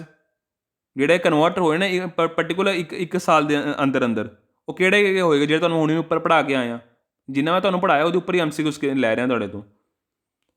1 ਸਾਲ ਦੇ ਅੰਦਰ ਉਹ ਕਨਵਰਟ ਹੋ ਜਾਣਾ ਐਸਟ, ਉਹ ਕਿਹੜੇ ਹੋਣਗੇ? ਕਰੰਟ ਐਸਟ ਹੋਣਗੇ, ਫਿਕਸ ਐਸਟ ਹੋਣਗੇ, ਇੰਟੈਂਜੀਬਲ ਐਸਟ ਹੋਣਗੇ, ਇਨਵੈਸਟਮੈਂਟ ਹੋਣਗੇ?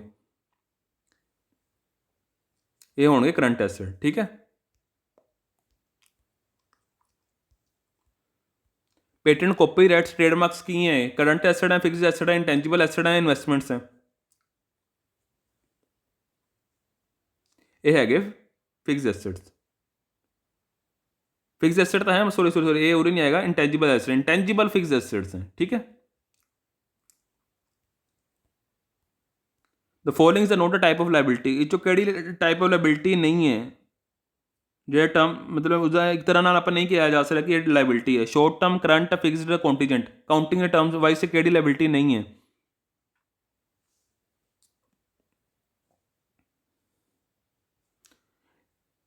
ਇਸ ਵਿੱਚ ਇਹ ਆਪਸ਼ਨ ਨਹੀਂ ਹੈ। ਇਹ ਤਾਂ ਆਪਾਂ ਨੇ ਕਾਊਂਟਿੰਗ ਟਰਮਸ ਕੋਈ ਨਹੀਂ ਸੁਣਿਆ, ਆਪਾਂ ਨੇ ਕਰੰਟ ਸੁਣਿਆ, ਫਿਕਸਡ, ਕੰਟੀਜੈਂਟ ਲਾਇਬਿਲਿਟੀ ਕੀ ਹੁੰਦੀ ਹੈ?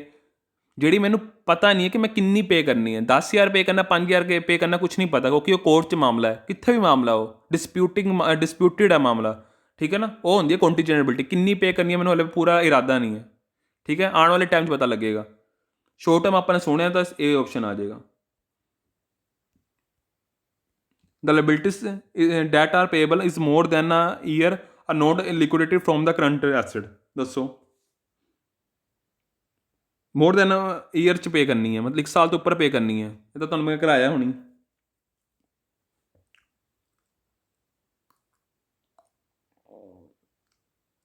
ये होएगा फिक्स लाइबिलिटी। ठीक है friends. The debts which are to be repaid within a short period, ऐसे डेट्स जेड़ा मैंने शॉर्ट पीरियड च पे करने हैं वो किहड़े होणगे, मतलब डेट्स मतलब मेरी लाइबिलिटी। ठीक है, डेट्स मतलब उरे डेट्स मतलब की होएगा लाइबिलिटी, डेटर ना समझ लो उरे, ये लाइबिलिटी है मेरी।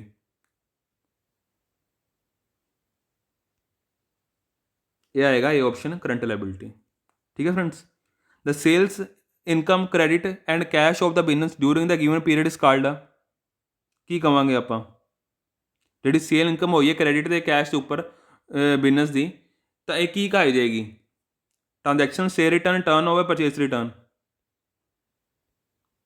ਇਹ ਕਹਾਈ ਜਾਏਗੀ ਟਰਨ ਓਵਰ। ਤੁਹਾਨੂੰ ਮੈਂ ਦੱਸਿਆ ਸੀ ਜਿੰਨੀ ਵੀ ਸੇਲ ਕ੍ਰੈਡਿਟ ਤੇ ਕੈਸ਼ ਤੇ ਹੋ ਰਹੀ ਹੈ ਉਹ ਸਾਰੀ ਟਰਨ ਓਵਰ ਕਹਾਈ ਜਾਂਦੀ ਹੈ। Any written evidence in support of business transactions called a, ਕੋਈ ਰਿਟਨ ਐਵੀਡੈਂਸ ਹੋਵੇ ਜੋ ਸਪੋਰਟ ਕਰਦਾ ਹੋਵੇ ਇੱਕ ਬਿਜ਼ਨਸ ਟ੍ਰਾਂਜੈਕਸ਼ਨ ਹੋਈ ਹੈ, ਸੇਲ ਹੋਈ ਹੈ,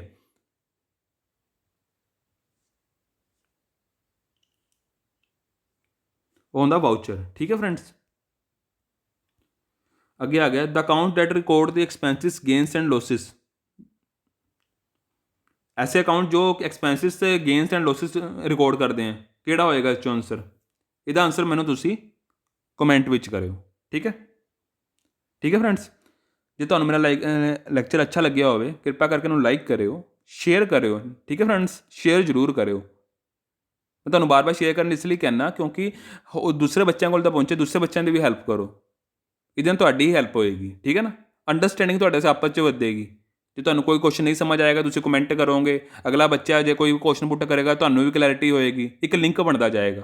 ਸ਼ੇਅਰ ਕਰਨਾ ਜ਼ਰੂਰੀ ਹੈ। ਠੀਕ ਹੈ ਫਰੈਂਡਸ, ਹੁਣ ਅਸੀਂ ਕੱਲ੍ਹ ਮਿਲਾਂਗੇ। ਠੀਕ ਹੈ ਫਰੈਂਡ, ਥੈਂਕ ਯੂ।